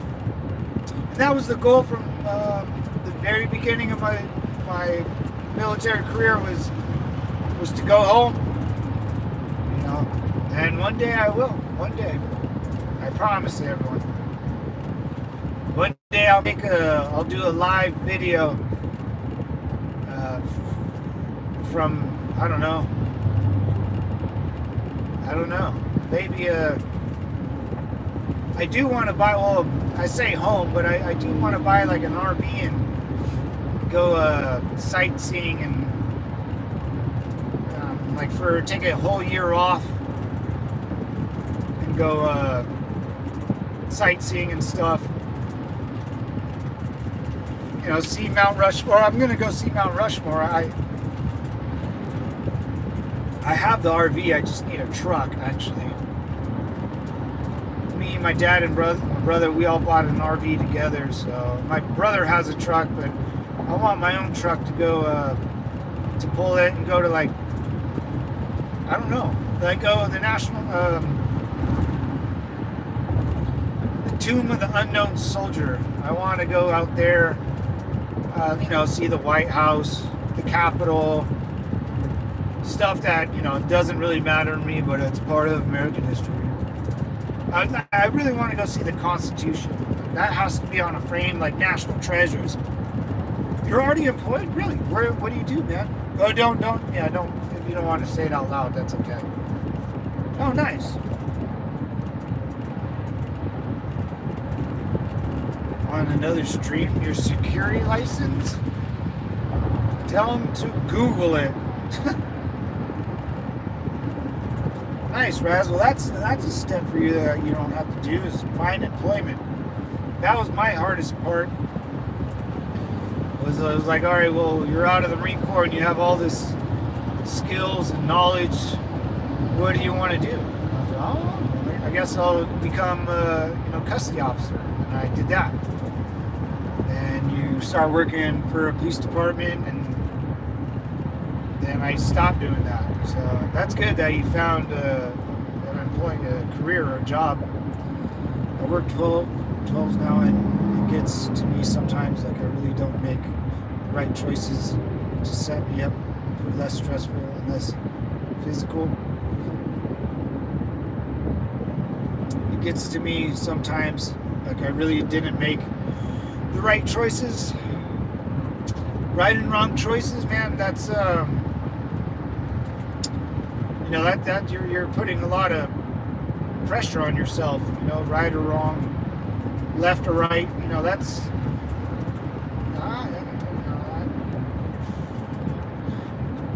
you can always look back on yourself and kind of, man, I wish it would have made my life a little easier if I did it, when I was younger. I don't know how to fix that, but the right choices or the wrong choices, that's an opinion, man. That's your opinion too, which is great. I don't know you personally, but like my brother has 2 children. I know you have a couple boys. You did something right there, man. Not all of us have the choice to have a family or even come close. I'm one of them. I got a lot of medical issues. I wish I'll tell you one day, but a young lady's not going to want to deal with. So that's having a family's kind of out of the picture almost. You made the right choice there. You got to take the wins with the wins, and you can't look at your losses. You just got to keep moving forward and make it better. You know what to do now. I know in hindsight it's all 2022. For some, you do have 2 young American boys that they should be proud of, man. That's the right choice. Anything besides that should be all hearsay, brother. You made the right choice with that, and you'll do what's right. Whatever you build your empire, your children will build theirs, and when you're gone, you give it all to them. And hopefully they don't blow it on Vegas. But it's the same thing I've told my brother. My older brother, he's so, man, you made 2 beautiful boys that are not that are respectful, and they know right from wrong the best they can, and you got to be proud of that. That's the right decision. If you changed your life before that, you probably wouldn't have your children. That's what I'm kind of getting at. So the life you lived got you this far, and you can always go back and play the game different. But like I said, if you compare it to my life, I missed a big chunk of my life where I I did have a girlfriend, and we were planning a life, but it didn't work out that way. Even the girlfriends after I was out of the military, I was still not all there, man. You know, and it's very difficult for me to date someone. I've never met anyone that wants to date me for a long period of time. I'm the guy. You know, I can't do the things other men can. You know.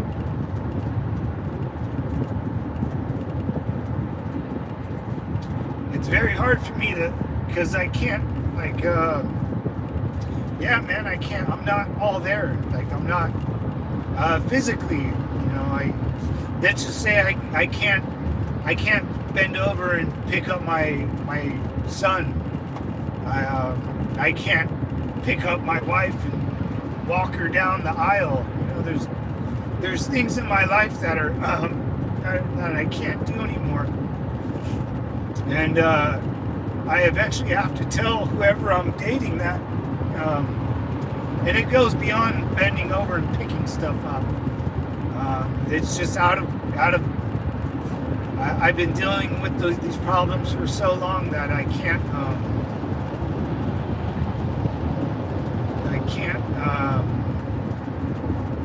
Yeah, it's just, you know, medical problems and medical issues. So when I date a girl, it's like, yeah, I can pretend for a long time, but eventually, like, I can't do stuff. You know, I'm not all there all the time. I can't. So it's quite sad because it's nothing new. It's just something I've been dealing with since I've gotten home from the war and gotten out of the military. It's physical. No, you know, young lady's gonna deal with me for that long. It's just too difficult. Or I haven't met her. Maybe. But then as I get older, these problems get worse. So, you know, in my youth, I was able to hide it or mask it, you know, with painkillers and other stuff. And I would joke about it, and you know, but now it's to a point where I don't have the energy to lie about it or joke about it, or I can't hide it anymore.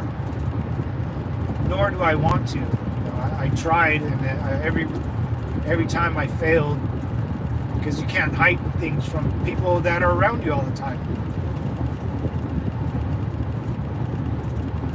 Thank you for that, brother. Oh, no problem, man. Yeah,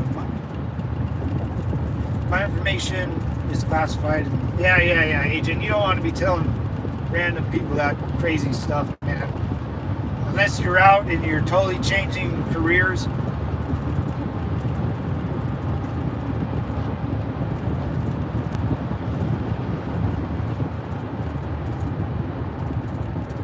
Just shows the authenticity nature you have. Thank you, bro.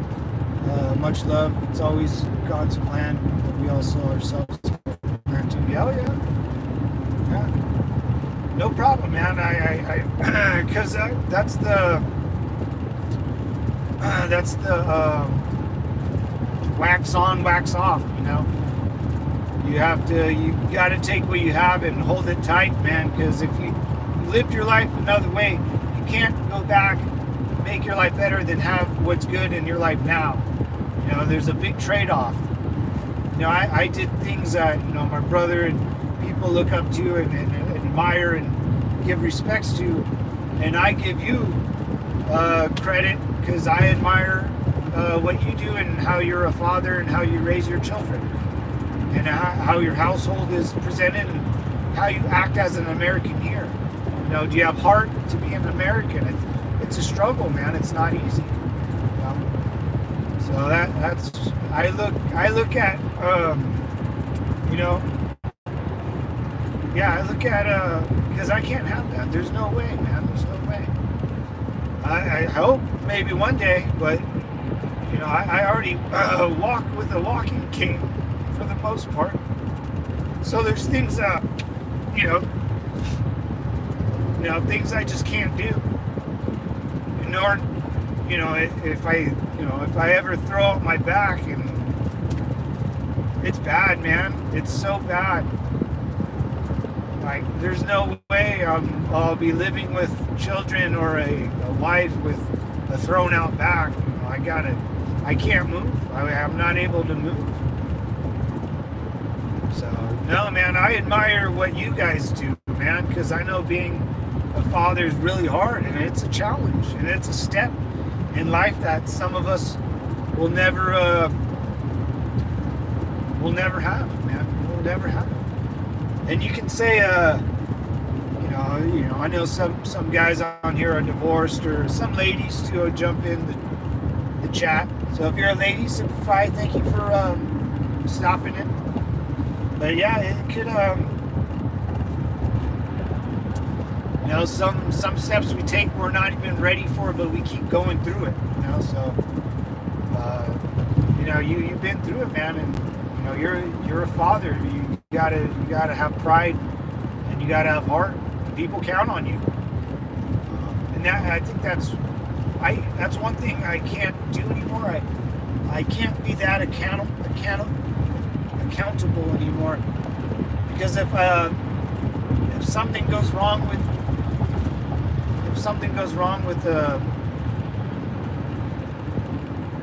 with myself, if I get hurt, by sneezing wrong, I can't be accountable for anything. I can't move. I become a paraplegic.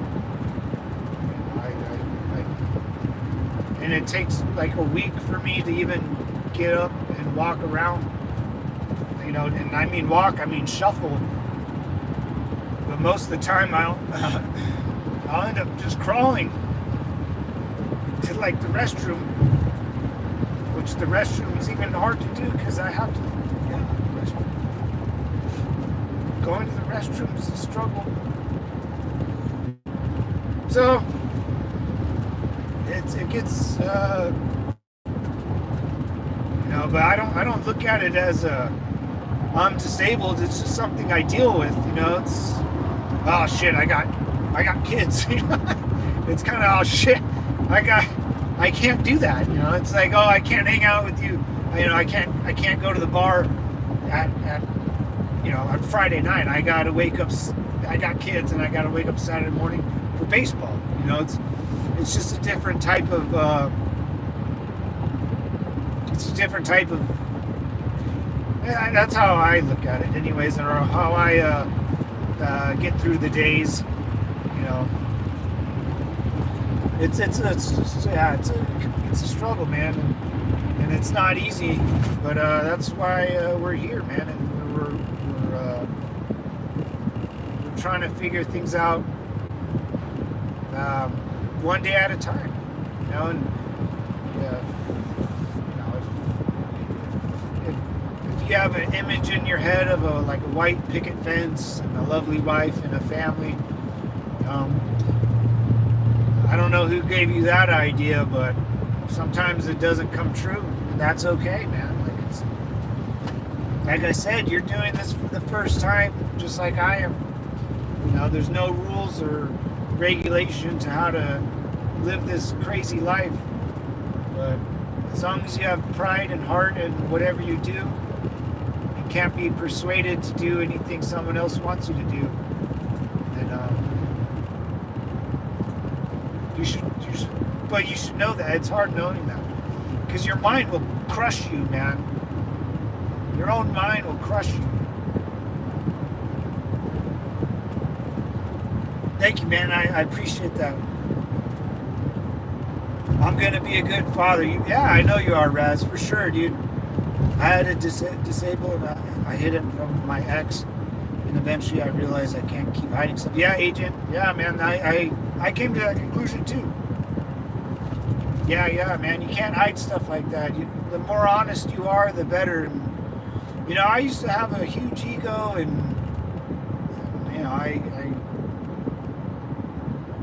right. There's no blueprint. Yeah, It's called life, man. And most countries, the government will try to make a blueprint for you, which is a no go. Yeah, man. I used to be a lot different, and I'm still the same person, but over time you get beaten down by life, or injuries, or loved ones, or friends, or work, or whatever. And as long as you're able to joke about it, like I said, man, my favorite, the beers are always cold at the bar, man. But even with that, just have 2 or 3 and get the fuck out of there. There's no end. You could that could lead to something bad too. But when you're kind of stressed out and you get a nice cold beer, man, there ain't nothing like it. Or you see the pretty lady working at the bar, or there has to be something that can make your day a little better. And it has to be free, and it has to be simple. Not like something free. I'll go to the beach, and I like to see the ocean. For some reason. Well, I know I like to see the ocean because I missed in Iraq out in the sandbox. So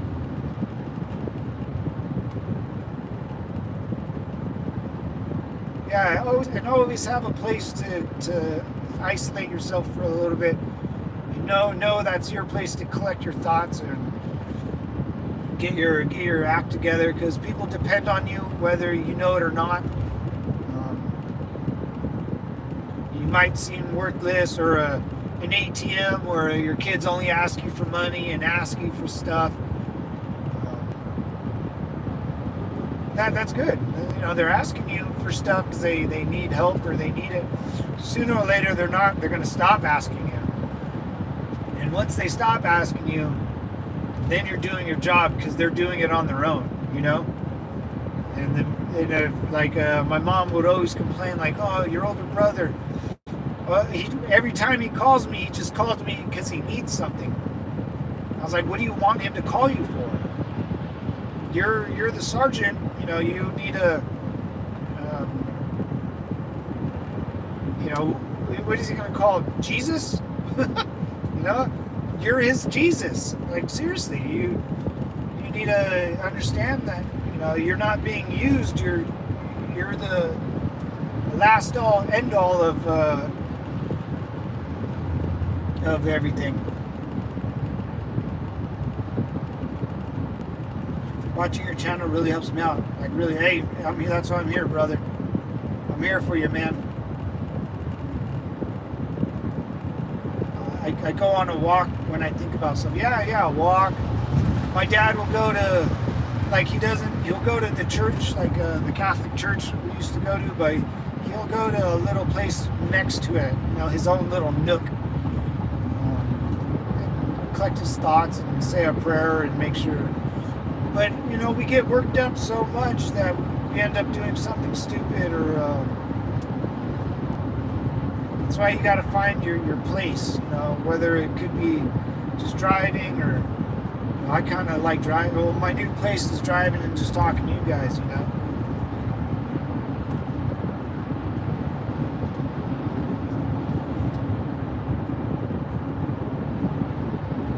Yeah. Most definitely, I'm a Cancer, and it's a must. I get in my shell. Yeah, and you got to find a way out. Yeah, it's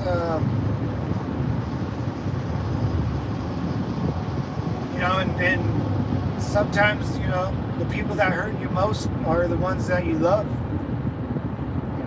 Your enemy doesn't hurt you. You don't even know who your enemy is. Right? But the people that you love. They can hurt you the most. They can really get you.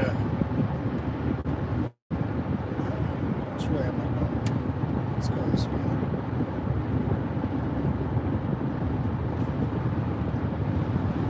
Yeah, it's a weird.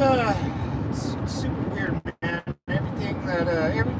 Everything we do in this life. this country, and if you're not from this country, or Losi, I know you're from Canada, brother. In a different country, man, what you do and how you hold yourself accountable, but not to a crazy extent. Just have pride in your country, have pride in what you fight for, and the things that you fight for are going to be right, because no one else has thought about it, or if someone else has thought of the same idea, well then, oh yeah, we have kind of the same idea. Well, you guys have to work it out together, you know.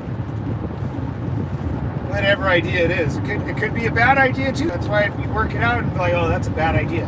You know, I'm sure we all have that friend, that crazy friend that does all the bad stuff and always gets in trouble. You know, can never not do anything right. You know, learn from his mistakes. You don't have to do the mistakes, just learn from him. That would be a wise choice. You know, and if someone's not living up to your standards of just being a nice, kind, and appreciative person, I would say, I wouldn't talk to them no more. Nor do you have to give a reason why you don't speak to anyone, just because I don't want it. I talk to like 2 people, and I'm 3, just my three friends, and a couple of my 3 veteran friends, so 6 dudes. I talk to, just 4, really just 2. I talk to my buddy Jim and my buddy Freddie. That's like once a week maybe. And the other guys I talk to them, but I don't talk to them on the phone or anything. And that's it, man. That's all you need. Maybe a loved one. Like Raspberry's got his new fiance. Congratulations again, brother. Yeah, Agent. Yeah, man. If you're of age, like, once you get past like 23, like, that should all kind of stop. Yeah, kind of just my way of thinking. Yeah, if you got a buddy, man, that does bad things, and I don't know what type of bad things, but I'm sure drugs are involved, maybe. I'm not sure. Maybe stealing. They all get eventually caught, eventually worn down. I know a lot of friends that went on like heroin, and ecstasy was a big thing, and one of them reached out to me not too long ago, and he actually thanked me for my service. This was a while ago,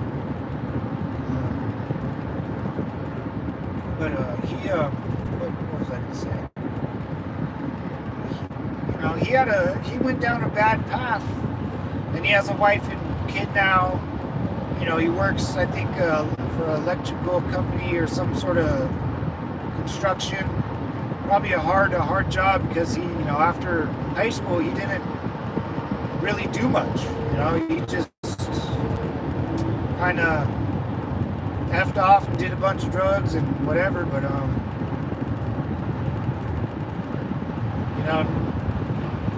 he looks like he'd been through the ringer. Drugs do a lot of bad shit to you, like your face. It slows down your thinking and all that, especially if you do them over long periods of time.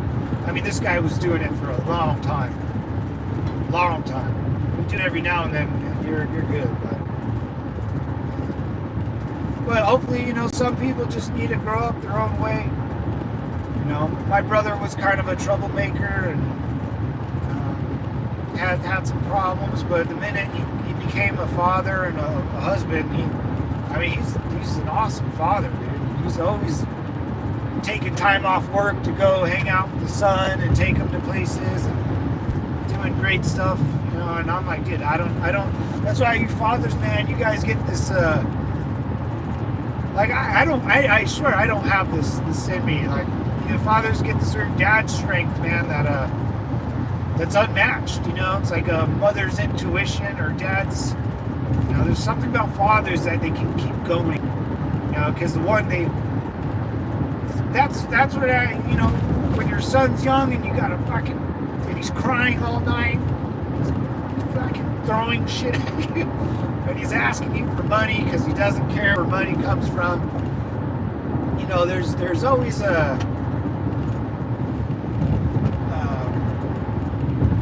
I don't know. There's something about fathers that they know what's up and they can keep going. And you never see them really crack. That's why I always told my father, man, you're good. You won. I want to tell everyone we've been winning as a country, as a society. We've won. You've already won, and you didn't even know you were playing a game. Look at what you've done, and you've just been doing it because someone told you, hey man, get a job and work, pay your taxes, have a family. You're okay. You've been doing it, and you've been winning at this game, and no one's ever told you that. Like, what you've been doing is enough. It's already enough. Matter of fact, I think a lot of people are doing too much. Like, take it back. Cut down your bills. Get a cheapo car. You don't need a fancy fucking car. I'm 36, man. All the girls I know are married and preggo, and you're not gonna make them happy. What girl are you trying to impress, or what? How big is your ego with that nice car, or the big house, or the fancy this or the fancy that? It's all you need is a roof, a bed, a vehicle can get you from A to B.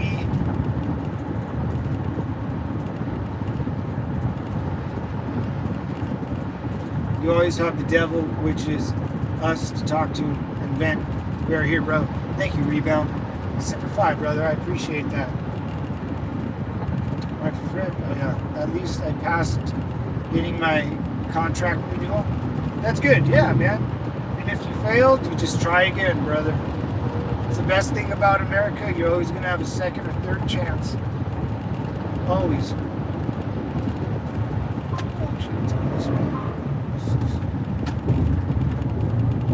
Always. You'll always have a second and a third chance. That's the way the system is set up. Remember, we live in a system. And if you... Oh, who was the guy that was on here? He did 5 years for having weed. And he was talking to me about it just the other day. But, man, he came on. He was like, man, I got custody of my daughter. He did 5 years in prison for weed. I was like, fuck, that's stupid. Not on his part, but the whole weed, like. And now it's legal. No, and when I worked for a police department, we never arrested anyone for weed. We could care less. Because everyone in the police department was probably smoking weed at the time. It's just, this guy was on his redemption tour. I forget his name, but if he came on, I would totally rock them. He was totally cool. Yeah, he was motivating me just to keep doing whatever I was doing, because he was on a redemption path, had full custody of his kid, was working full time. His redemption tour, and that's when you hit the bottom of the bucket, when you there's only one way up, and that's to go up. You got to hit rock bottom. For some of us, it comes early in life. Some of us, it comes later. But everyone will hit it eventually. And once you hit it, get out of it. It's tough, though. Because your mind, man, your mind will crush you.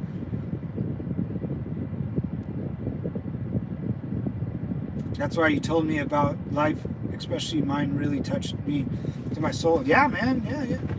I may have a McLaren, but I don't use it a lot. I drive a Honda around. Yeah. Oh, you got a McLaren, man? Holy shit. Yeah, keep them a date night, nice fancy car for your nice lady every once in a while. Once in a while, you take her out on the nice car. Most of the time, Honda, baby. You're not that important to me. Boom. Every once in a while, you take her on the nice fancy car. Not all the time. And then, man, this girl I dated when I was in the military, we were super cool. But I always liked doing this. I would like, all right, honey, we're gonna go somewhere nice. Like, get dressed up. Got a nice place we're gonna go. Fuck, dude, I'll take her to Taco Bell, dude. Yeah, you gotta pull jokes like that, right? It's funny. It's nice to play. Taco Bell's a nice place. Yeah. No one says like. No one tells you you're doing good, man. No one will like say. No one will tell you you've done good. No one will tell you you've done enough. That's one thing in the military we kind of tell each other is, or even the buddies I served with, the veterans I served with, they would say, "Get out, man. You've done enough." I used to tell that to one of my my cousin was in the Marine Corps, 0311 infantry guy. And his buddies were getting whacked out in Afghanistan, and he was going to check out of the Marine Corps, and he didn't get deployed with his buddies to Afghanistan because he was going to get out. I was like, good, man, get out. Your buddies are well trained. They'll take care of themselves. A couple of them got KIA'd, and then I was hanging out with them with that same girlfriend. That's why if you ever ask her, she was around a lot of shit. She heard a lot of crazy stories. He just broke down in tears. I was like, what are you doing? Like, why are you crying, man? And he wanted to go to Afghanistan so bad that he re-enlisted, and his company commander sent him to Afghanistan to fight with his boys. And he did a full tour out there with his buddies. He couldn't take being at home. But I told him, man, I was like, you've done enough. His name was Adrian. I was like, man, you've done enough. There's not much more you can do. But it's that gut-wrenching feeling like I can do more. And if you can, that's fine. Keep doing it. But if you can't, and you're kind of up to here, rebound. I think Jimmy was talking about, just it wears you down. 12-hour shifts. If you're up to here, know that, hey man, this is all I'm doing. I'm actually get rid of your cable bill. Just watch YouTube. There's like YouTube movies. I was watching like the Age of Ultron the other day on YouTube. There's channels that bootleg it and stuff. And get rid of all the unnecessary bills. And you can live a little more comfortably. You can eat better, and that always makes you happy. Get an extra beer at the local pub down the street. And once you get rid of all the unnecessary trinkets, you'll have a lot more time, a lot more free time on your hands to do whatever you want. And that could be just sleeping around, laying around all day. I'm cool with that.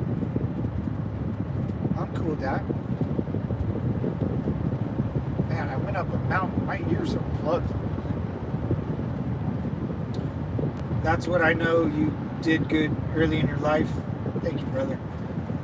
And still doing good. And that's awesome to me, because I love to hear about people's lives and how well the decisions making early on still motivate me. Yeah, and you're still a young cat, man. The decisions I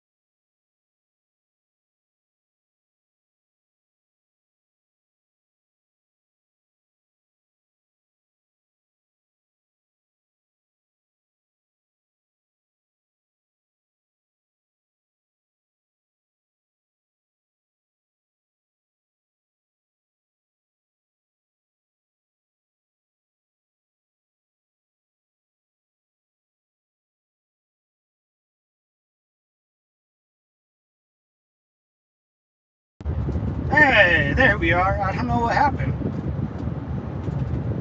Did I make it? Uh-oh. There we go. We're alive. I'm alive. Sorry, guys. I got a phone call. It kind of blocked me off. Should I have my, dude, my ears are blocked. I'm trying to pop my ears.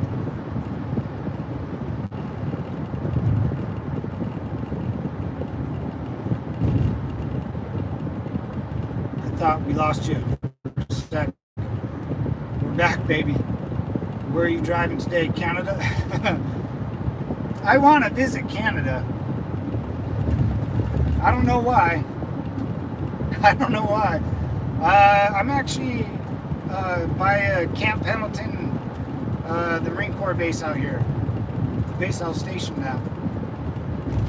Yeah, sorry guys, I had a phone call I had to take.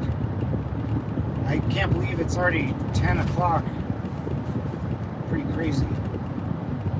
Yeah, I might lag out a little bit up here. I'm kind of in a farmland / mountains.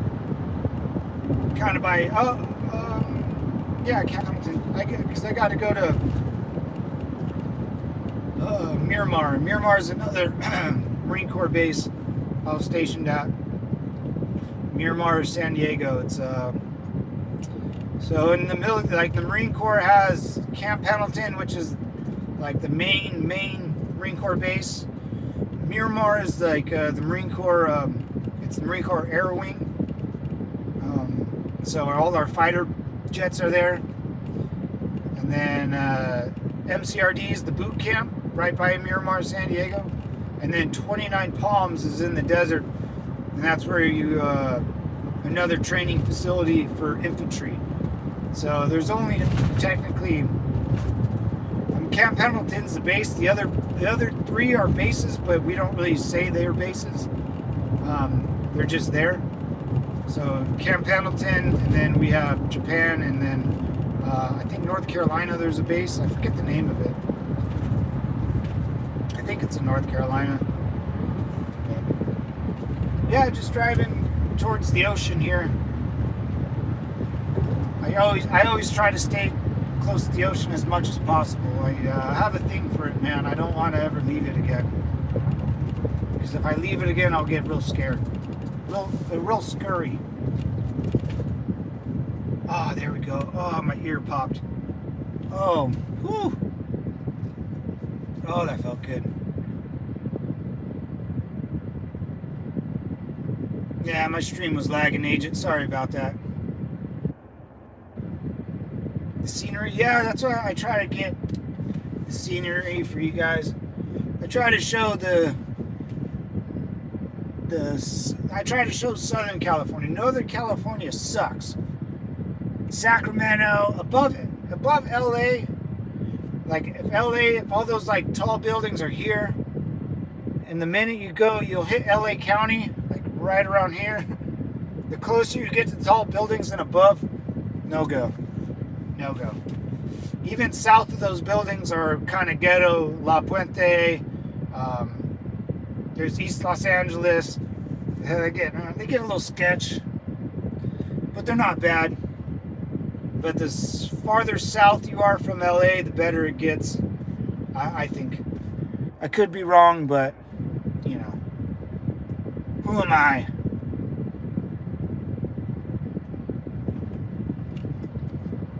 Yeah, that was a big lag. I didn't know what to do. I guess I closed YouTube and opened it again and popped back up.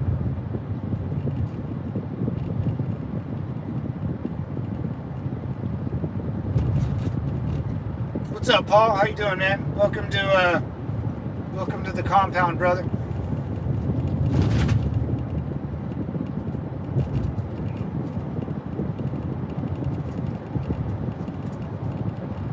I better be on the top 10 most wanted list. Why wouldn't I be, man? That's how gangsta I am. What is bro talking about? Who knows, dude? Who knows? Paul, poor Paul. Welcome to the compound, brother. take a seat, have a drink, jump in the pool, get a joint, man. We're back on the block, baby. Back on the block. Oh, you're gonna just keep spamming that? Don't worry, brother. I'll handle that nonsense. You're one of those. There you go. There you go. And that's why we have low C in the building, always looking down. Our guardian angel. Our guardian angel has a 50 cal. Our Mark 19. I like the Mark 19. Mark 19's great. Shoots grenade launcher. It's a grenade launcher.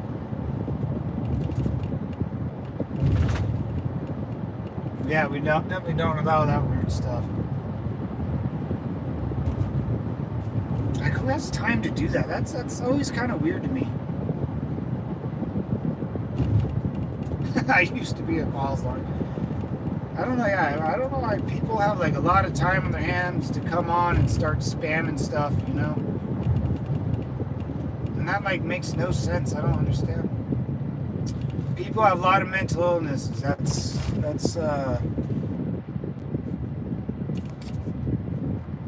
I didn't mean to say that. Oops. You're all good, Agent. Yeah, a lot of people in this world, man. That's why if you ever see, you know, you guys are pretty normal people, man, and I know we have all our quirks and things, but you ever see people act totally out of, like, there's a lot of, there has to be, man. I mean, people are insane.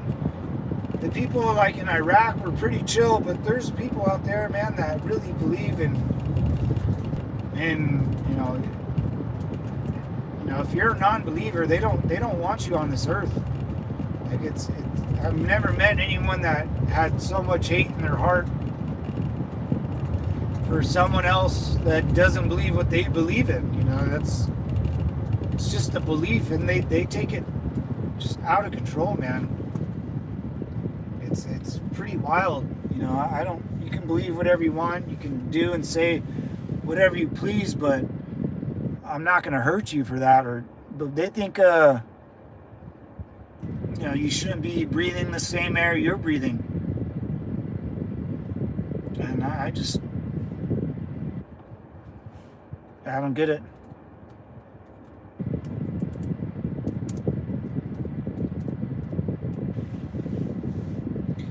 I just don't know. Please don't tell anyone. Oops, I didn't mean to say that. Please don't tell anyone. You're all good, brother. No one cares. That's the best advice I can tell you. Unless you rob, cheat, or steal, then you'll make people care. I'm trying to figure this out. Oh yeah, that's the one. Sorry guys, there we go. Nah, we don't tolerate here, brother. Yeah, that's weird, man. Just try to be nice and friendly, but people just are kind of weird. I haven't had that, and I actually really haven't had that much trouble with people coming in chat and being a fool. Couple like guys that want attention, but they're harmless. But that was the spam. That was weird. You never know who's a bot. I keep hearing that there's bots and algorithms, and oh, they didn't see my video. I think it's the algorithm. Maybe, man. Or YouTube. No, I don't know. I always say if you do something good and you lead from the front, people will follow you. And once they figure out what you're doing, they'll branch off and lead their own way. And that's all you can do is keep. If you want to be a leader of a family or boots on the ground or a 1,000,000-man army, you got to lead from the front. You got to lead by example, and everyone will, especially if it's a good example, people will mimic it. Will mimic, or if someone's copying you, it's like a good form of flattery. You know, someone mimics your style, your boxing style, your shooting style, whatever.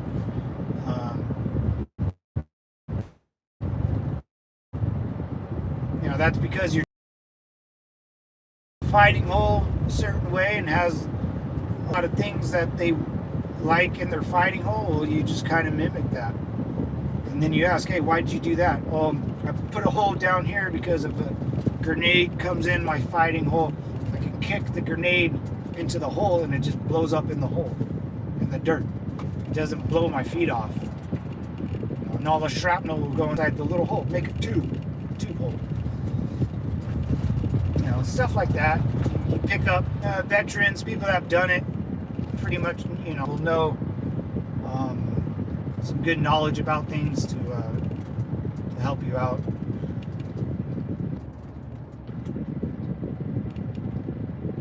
Hey everyone, welcome to I got 23 people in the chat. Thank you guys for coming in. A little bit about myself if you're new. If you're not, let's take a brief moment. I was gonna act like a pilot. And to your left, you'll see the Grand Canyon.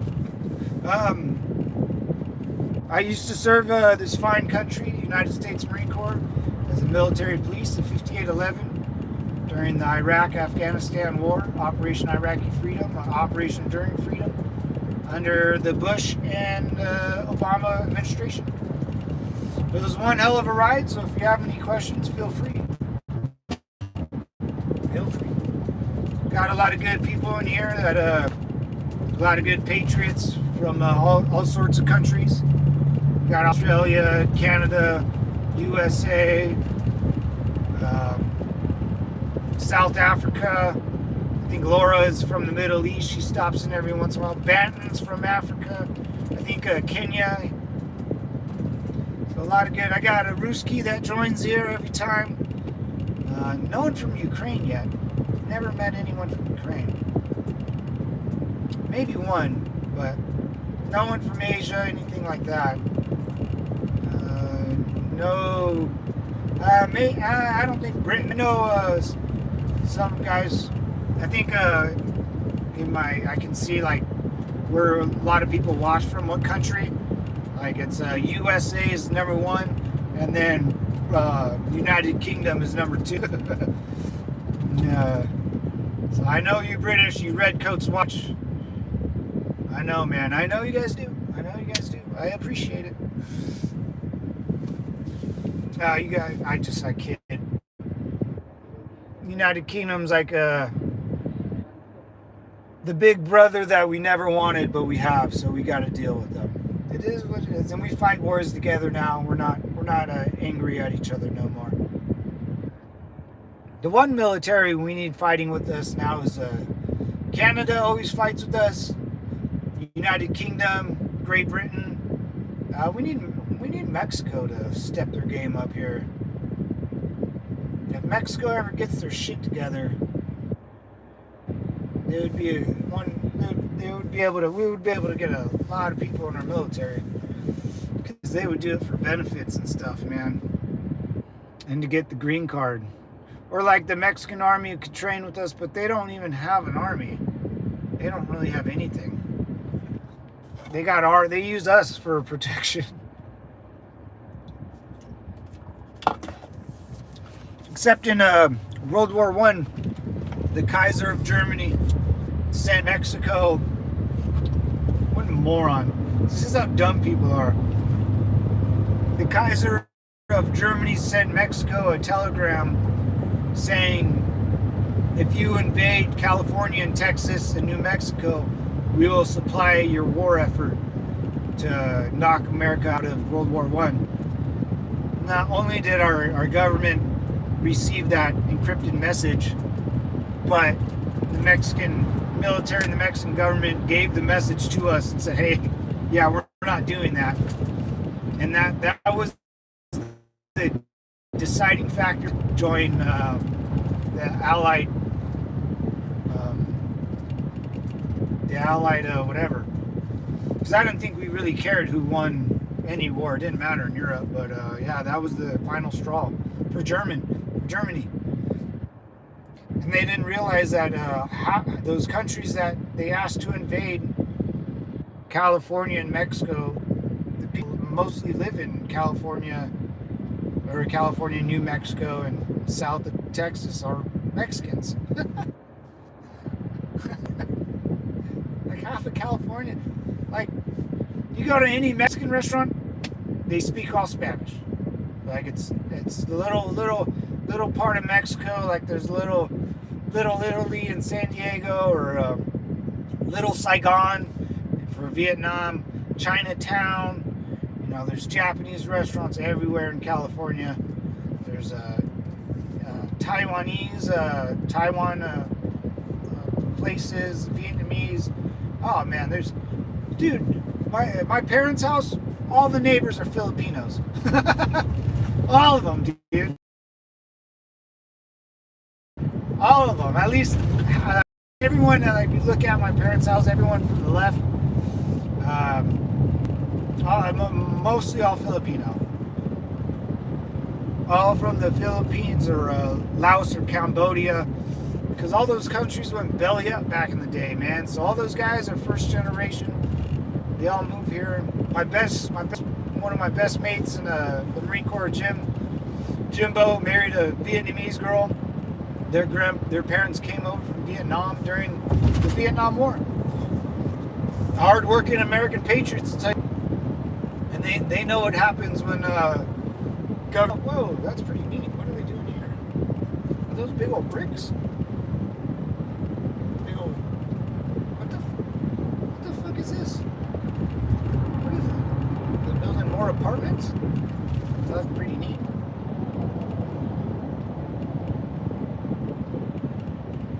Encrypted emails. Yeah, I don't know how all that stuff works anymore, man. Because, I mean, like in the Marine Corps, we had our CAT card. It's like your ID. You just put it in the computer, and the computer knows it's you, and you're logged into it.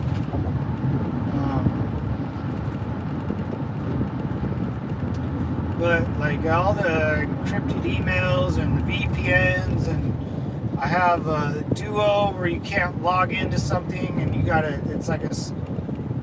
check it on your phone, then it sends you a code, and you log into your laptop or a home computer. I don't even have a home computer, so I'm a 90s baby, man. So our 80s, late 80s, early 90s were, I didn't grow up with all that crap. So I don't really like a big old computer in my house. I wouldn't use it for anything but like to play a video game. I would get like Helldivers 2 and a big old 4K 30-inch monitor just to play one game for 10 minutes, and then I would get bored of it.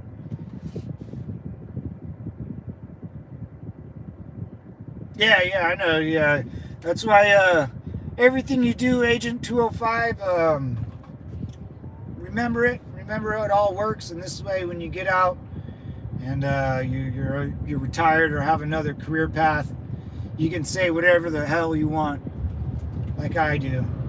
But when I was in the Marine Corps, there's some things you just like kind of just don't talk about.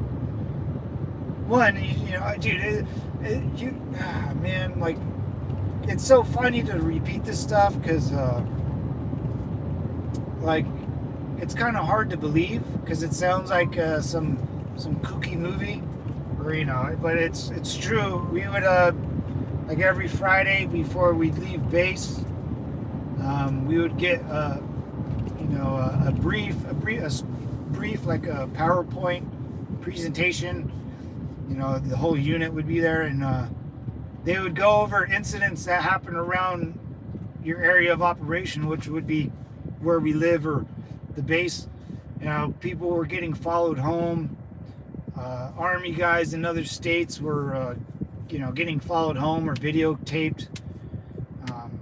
you know, the three-letter agencies would find this stuff. You know, they would do their job and then let the high command know, and then we would get briefings on things that we had to do to prevent us from being filmed or followed, or, you know, because the objective of when your country's at war, the objective is to hit the military while they're at home. You know, you don't want them going all the way to Iraq. So, you know, they would fly people here in the United States to try to attack us. So and then, you know, they're basically mobsters. You know, other countries run their country like a mob, the mafia. So we would get these briefings. We would call them like safety briefings. So we would have to take a different way home, a different alternative route. They would, yeah, videotape us leaving the base, and try to follow us home. So we were always living at a state of paranoia. And then, you know, the security clearances, like I think I was qualified for top secret. There's like secret, top secret, then like super secret. I don't know. Yeah, and sorry guys, kind of lagging on you. Are we good? Nope, not yet. Uh-oh. Lag. There we go. Sorry, yeah, going through like a valley, and we're pretty close to a Marine Corps base, so I'm sure there's some funny business with but yeah, these questions, like the top secret clearance package or secret clearance, whatever one it was, they would ask me these questions that were like meant for adults with like a family and kids and like a whole another world, because they would ask me like, it was incredibly weird, because the answers I gave were like, yeah, ask my high school girlfriend. Like, I was 16, asshole, when they're, you know, when they're, 2 years ago, were you involved in any, is there anyone we can contact that's, you know, 2 years ago that would know you really well? I was like, yeah, dude, my high school girlfriend, you know, ask her. I'm sure she would love to talk about me.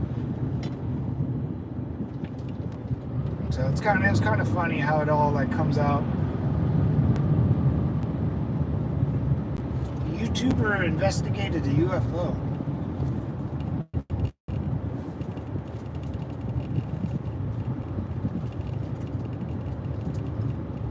Yeah, I don't. Yeah, dude, the crazy shit I've seen in my life, I wouldn't be surprised. But YouTube and Rumble and all those, well, all the video sites, that was all kind of creepy. Yeah, all these video sites are good, man, because, I mean, even a 1st Marine Division sticker, because someone can post something online and it's very hard to find and take down. So it's really cool that you know, you can find stuff like I kind of watch videos from China, and yeah, some videos get out of there, some videos get out of North Korea. It's very hard to stop the internet, man. You can only do so much, but still, UFOs, where are they, man? If you're that badass of an alien, how come you're hiding, you know? We're not that scary. Half the population here on America is women, and the other half is children, so if you're an alien, all you have to deal with is the crazy dudes, the crazy men that might attack you, but I don't think they will. I don't know, you know, people, yeah, this is a cool little town. This is Oceanside, California, guys, so if you ever see a movie, and there's a lot of pretty ladies here too. Nah, that's a CVS, but there's bars everywhere. You know, downtown. It's kind of a downtown area.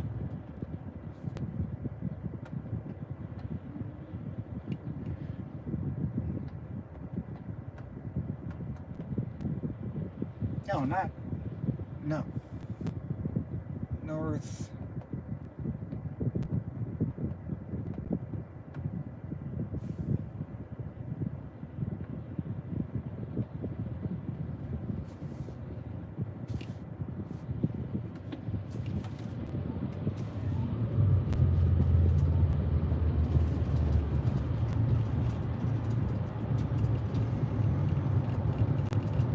That's why I retired from my old job. Oh, I love that hotel. Yeah, man, I don't blame you. Retire and let it go, man. Figure out how to present it in a story so you can tell people. Yeah, this little city, Oceanside, all kind of, it's right by the beach. It's a beautiful place. Very military-esque. Very patriotic people. A lot of people here are ex-military. A lot of people here are wives of people in the military. It's people. If you want to be safe, come to Oceanside, California. knowing there's probably zero crime, as little as possible for sure.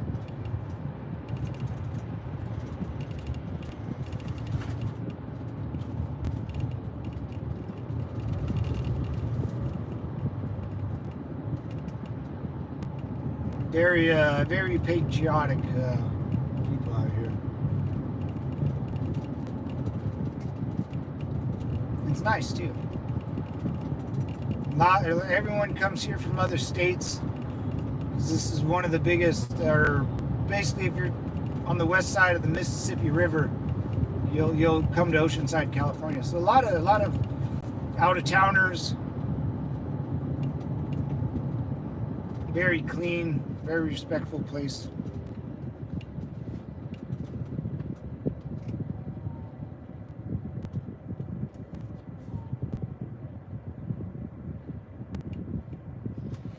Yeah, good thing you retired from that job, man. Don't want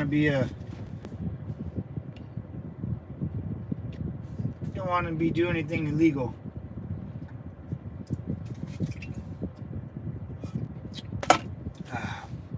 I love these things. These are bomb. I hope they're at least halfway decent. 1% carbo, sodium. Oh, sodium. Whatever. I don't really care. They're too good. They give me a lot of energy.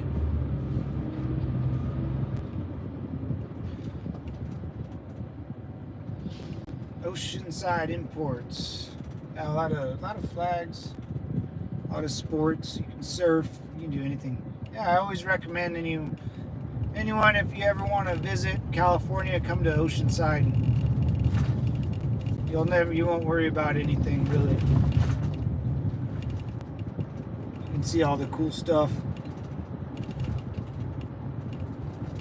There's always helicopters flying up and down the coast and military personnel.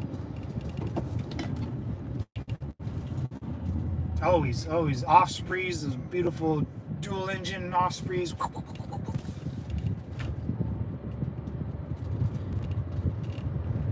Beautiful ladies, handsome gentlemen for my lady folk. A lot of money out here too, a lot of money. And it's young, very young town too. Very young town. But dude, when I was in the military, I never stayed around here. It made me sick. It made me sick. I didn't want to be around all this happy shit. I wanted to go home with my old friends, and roughneck it, you know. Oh my God, what happened here? Look at.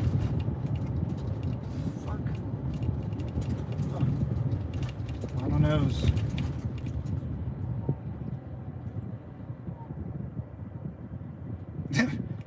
How many miles? Oh, dude, it was at least 120 for sure. I didn't even calculate. I didn't even see it. Let me stop right. Yeah, brother. We're almost about 15 more minutes, devils, and I'll end it for the day. And the law questions. In application, they asked me, do you live or anyone you know? The only thing that was ever creepy is about experience in federal law.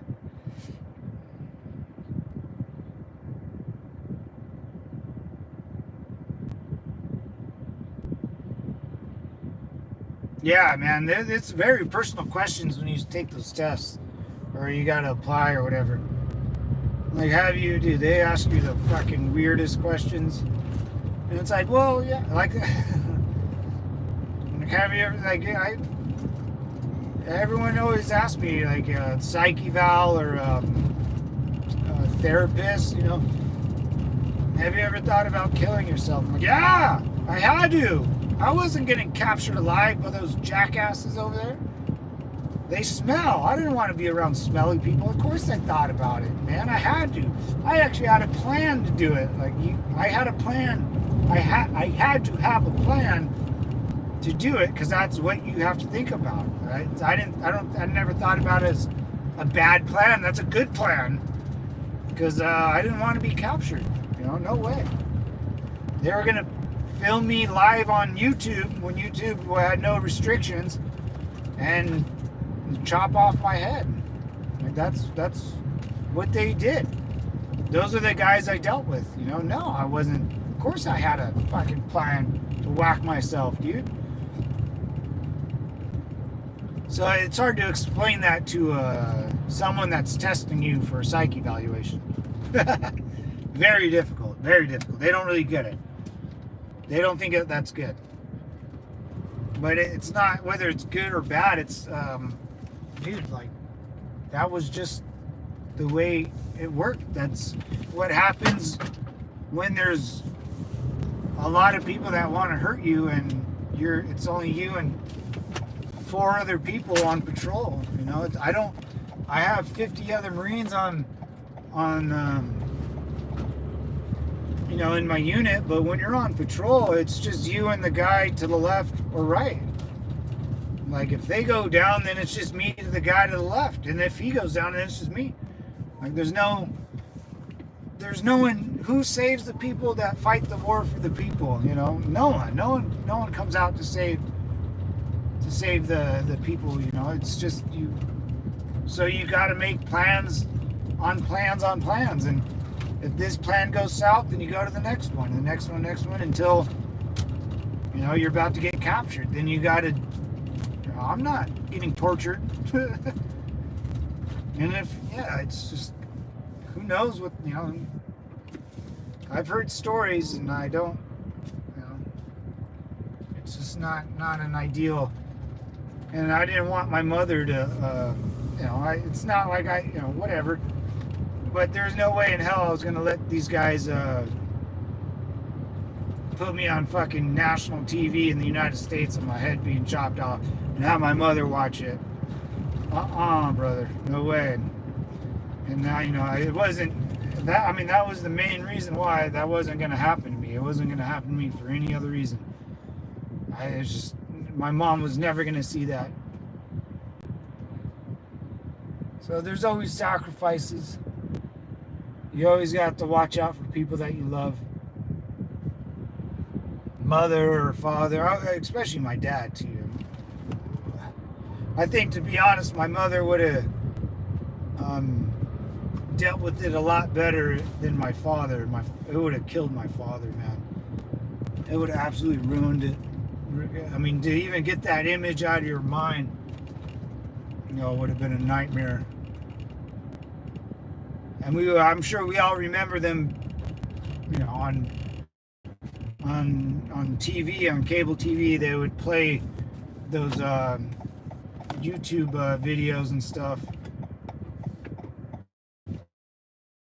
And I still remember those, you know. Still remember them. Remember the noises those guys made.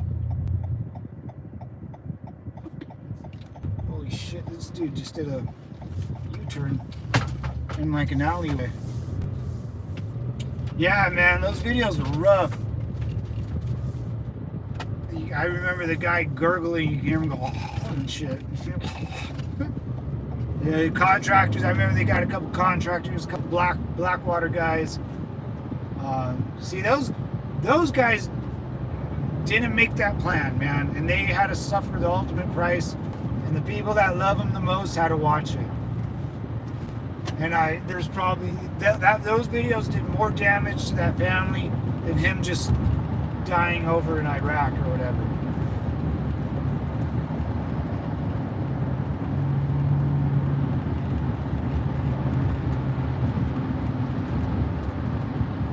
Yeah, man, those videos were rough, dude. I can't believe they. I'm sure you can still find those videos somewhere. I've watched some videos with when ISIS was there, and you can't stop everything from coming online. But yeah, and the crazy people like to show off the craziness. That's why I like. They always because they think it's like proud. Have you ever had a dog where the dog captured like a rat or a mouse or something, and they come up to you and they have it in their mouth and they're really excited to show you like they did something good? You're like, hey buddy, that's good job, but that's gross. That's what crazy people do. They act like dogs. They'll do something and they're really proud of it. They'll put it online. They'll show the whole world, but they think that's respectable, or their people will fear you. Oh, that was bad. That was a bad lag. That was a bad one. I don't know why. I passed by a lake. Could have been the lake. I'm not sure.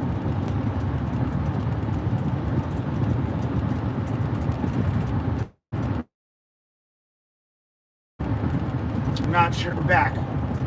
We only got about 10 minutes left, devils. We'll be out of here shortly. I'll dismiss you so y'all can go home and enjoy this beautiful Friday. I'll do one stream later today on my way back. It'll be an interesting drive. I got to go back to the house I'm staying at.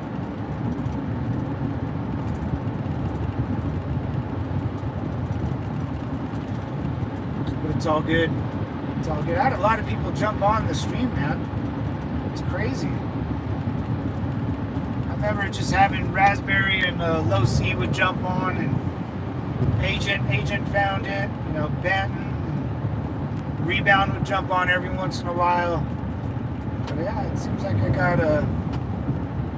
I appreciate everyone watching and chatting and getting involved in the conversation. It makes the drive a lot easier, and we like to share good stories, man, and gets you motivating for the day, gets you ready to rock and roll.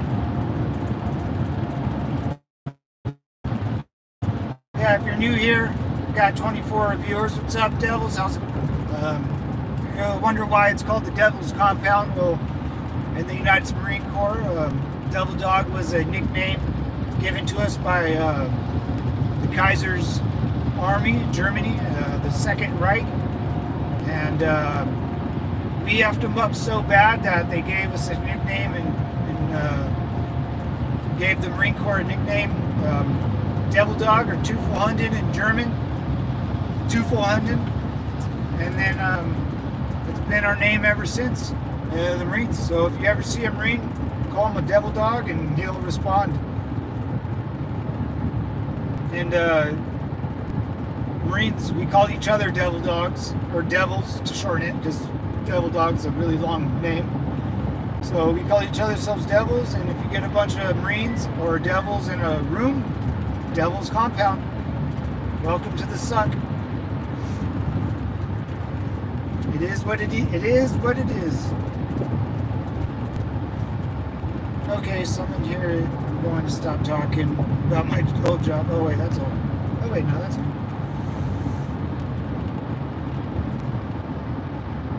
Ah, you're good. You're all good. You're all good, Agent, man. Yeah. I'm about to get up out of here, man, and make sure you guys... Yeah, this is Southern California. I think everyone has a bad And that's a nice little lake next to me.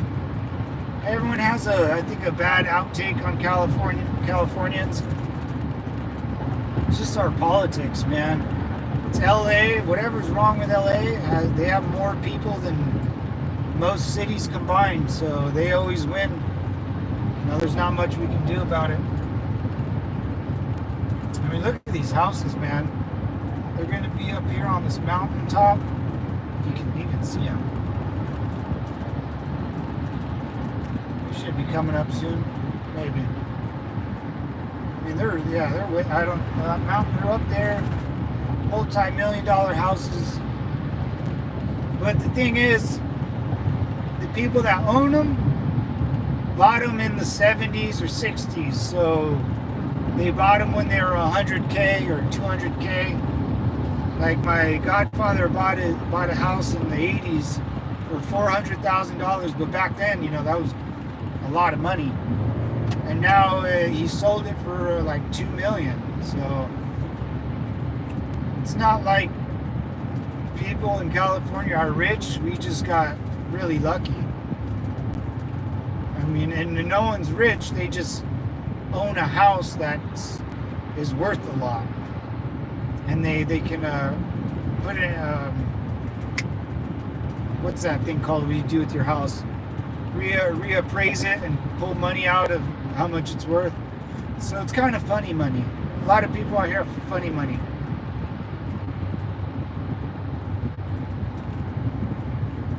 And then you get your big houses out here, like by PGA West out in Palm Springs, or Torrey Pines. Oh, Torrey Pines. If you're a golfer and you know where Torrey Pines is, man, I played golf there.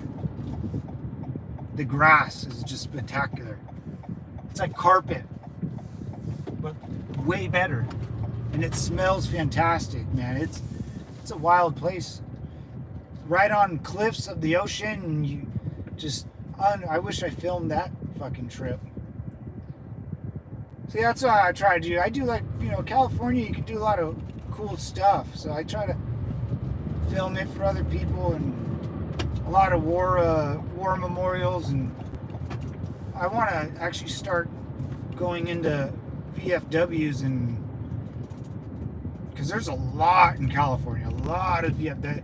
A lot of them look like crap too, and it kind of makes me angry. I wish they would do better, or have them open to the public at least to get some business, because some are not even open, and they just, or there's not a lot of military guys that will go there.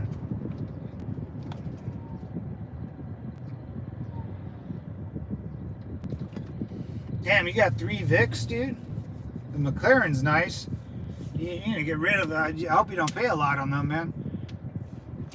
Or the Honda and Dodge, low insurance or low maintenance, stuff like that. This is a real nice area.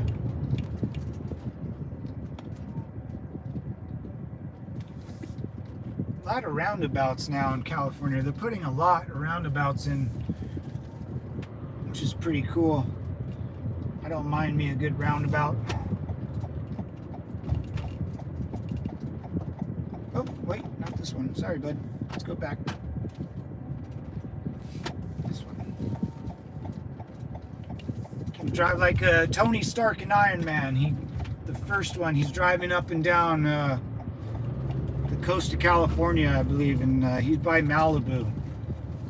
He puts the big old model in his car. Yeah, that's Malibu. Malibu sucks, though. It's it's near LA. I think it's in LA County, so it sucks. So that way people are, yeah, good job. Yeah. Play poor, man. Being poor is fun. Being rich is funner, but I'm sure if you have multi-millions of dollars, that's pretty fun too. But starting off struggling and working your way up, doing it yourself is if you're just giving it, you won't ever appreciate it. you have to earn it, you know, and it's better earned than given. It's nice when people help you and give you stuff, don't get me wrong. If someone gives you something, take that shit. Don't say, no, man, I want to get it my way. No, you take it. Tactically acquired things. So even in the Marine Corps, like, I know this is going to sound really bad, but stealing is kind of acceptable, because everything is issued to you. So if you steal something, we call it tactically acquiring something that you don't have, maybe, or an extra. So like, say you left your canteen on the ground and I needed a canteen and you didn't physically write your name on it, I would take it for sure. I tactically acquired it, devil. See, I said devil right there. I tactically acquired it from you, and I will use it like it was mine. So it's not frowned upon. You just feel real stupid when you lose something and you know someone else took it, and it's probably your buddy. But it's always good, because sometimes you lose something and your buddy has an extra one, you know? And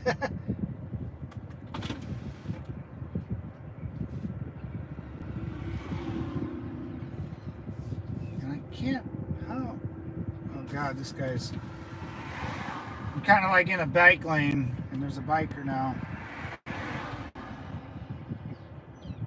Remember, guys, if you can't see them, they can't see you. And let's do it. All right. Got it back in this place. Shoo. Not bad. Not a bad drive, huh? Unless they open my garage magically. All right, devils, that's it for me today. There's a lot of pretty ladies walking by me. Just kidding. No, I'm not. I appreciate you guys coming on. 22. I had so many people listening. I couldn't thank you guys enough. I appreciate it. I'm gonna start my day. It's already 11:30 out here. Crazy. Anyways, devils, Semper Fi.